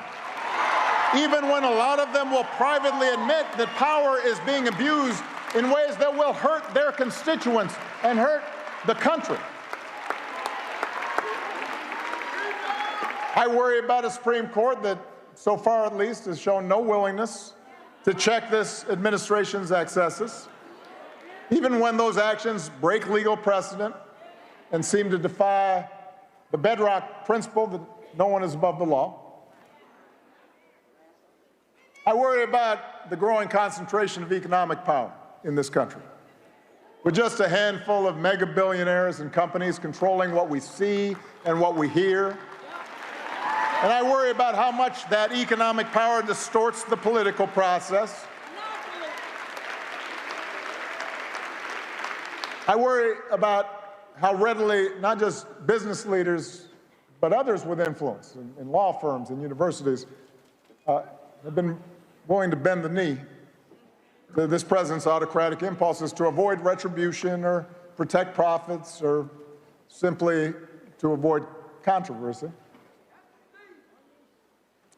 And I worry sometimes how we've come to accept this as normal.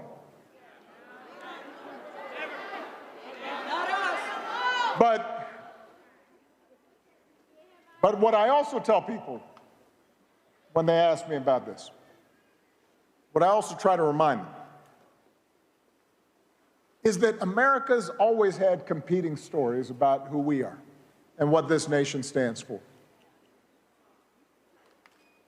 The first story says, we the people, just means some of us. That in order to qualify, you have to be the right color, or come from the right family, or worship in the right way, or have enough money. It says that even though we got rid of a king, there's still a caste system in America. a pecking order of who makes decisions and who obeys, who gets opportunity and who is obliged to serve. And it's a story that's policed by fear and force. It tries to convince people that for their group to win, another group has to lose. That if somebody doesn't look like you or think like you or practice religion exactly the same way you do, they must be a threat to your way of life, and they need to be put in their place. And that's how Donald Trump thinks about America. Make America great again by putting the people like him back in charge, even if they don't know what the hell they're doing. All right, folks, that is it. We are done. This is the 5th show that we have done in Virginia focused on this election. Again, tomorrow is Election Day, November 4th. Polls open at what time? 6 a.m. Close at what time? 7 p.m. That's in Virginia, folks. Now, keep in mind, other parts of the country, you've got elections taking place. Check to see what's happening in your city, in your state. There are going to be city elections, school board elections, DA races, state Supreme Court, Public Service Commission in Georgia. You got propositions on the ballots in different states all across the country. And so let's maximize our power. I've said this consistently, that in too many places where African Americans are, we are voting at 32, 35, 40, 45, 50% of our capacity. If we hit 70%, if we make 70% our minimum goal, understand, if you got 50,000 people, 50,000 African Americans, and 25,000 of them vote, that's 50%. But it's a whole different ball game if you hit 70%, 80%. And do understand, we complain about stuff all the time. People say they want change, they want new policies, but you cannot make any policy change if you don't change the politicians who are the ones who make the policy. So you've got to be willing to maximize the opportunity, and that's why your vote is critically important. And so make that phone call, call your friends, call your neighbors, call your family members, and say, are you going to the polls? Offer folks a ride to the poll in this state. Tomorrow's a holiday, correct? Yes. Election day, and so let's maximize our votes. And again, when we do that, we can literally change cities, states, and change this country, because too many of us are sitting out. And again, you can complain, you can tweet about it, post it on TikTok and Instagram, but if you are simply not voting and you say that you are checking out, then shut the hell up, because I don't want to hear you complain. So that's it for us, folks. Let me thank New Light Baptist Church. Let me thank the Virginia Black Caucus. We appreciate all the support with the show as well. And so tomorrow night, we are live at 8 p.m. For our election night special. We're the only black-owned outlet that will be live election show tomorrow night. Nobody else does what we do. We're going to have a jam-packed group of folks in our studio. We're going to have, of course, guests, Bishop Barber, Latasha Brown, Cliff Albright, of course, Glenda Carr from Higher Heights. We're going to have guests coming in all night, giving you actual live election results. Also, Brittany Noble is going to be live in Richmond from the Convention Center. She'll be doing interviews with various folks here in Virginia. And so we're going to have comprehensive coverage tomorrow night on Roland Martin Unfiltered. Tell everybody to spread the word. Y'all ain't got to waste y'all time watching CNN, because trust me, you ain't going to have, I saw Fox promo, ain't nobody black going to be on Fox. I think CNN threw in a couple of black dots. MSNBC may have a couple of people. But I can tell y'all right now, tomorrow night, Roland Martin Unfiltered, the Black Star Network, will be the blackest political show you've ever seen. We got a black caterer. We got a black bartender. We're going to be blackity black tomorrow. So we're going to be talking about the stuff that matters to us. So y'all want to tune in, spread the word, live at 8 p.m. Eastern on Roland Martin Unfiltered and the Black Star Network. We're normally live at 6. I will not be live at 6 tomorrow, live at 8. Don't forget also support the work that we do. Join our Bring the Funk fan club. If you want to contribute to our show, your dollars are important. We don't have millionaires and billionaires. The right wing, they are propping up a lot of folks, spending lots of money And so your support matters to us. And so if you want to give me a Cash App, use the Stripe QR code. You see it right here in the bottom left-hand corner. That's also for credit cards. PayPal is R Martin Unfiltered. Venmo is RM Unfiltered. Zelle, Roland at RolandSMartin.com. Roland at RolandMartinUnfiltered.com. Check some money order. Make it payable to P.O. Box 57196, Washington, D.C. 2003 7-0196. Download the Black Star Network app, Apple phone, Android phone, Apple TV, Android TV, Roku, Amazon Fire TV, Xbox One, Samsung Smart TV. If you want to get a copy of my book, White Fear, How the Browning of America is Making White Folks Lose Their Minds, available at bookstores nationwide. Get them online. You can also get the audio version I read on Audible. Also, if you want to get our Black Star Network, Roland Martin Unfiltered shirts, swag, all that good stuff, go to shopblackstarnetwork.com. Shopblackstarnetwork.com. You can get it there. Also, all the products that you see right there on my news set back in D.C., you see backpacks, you see spices, you see relishes, you see hair care products. All of those products are Black-owned companies that we partner with. If you go to shopblackstarnetwork.com, you'll see all of those products.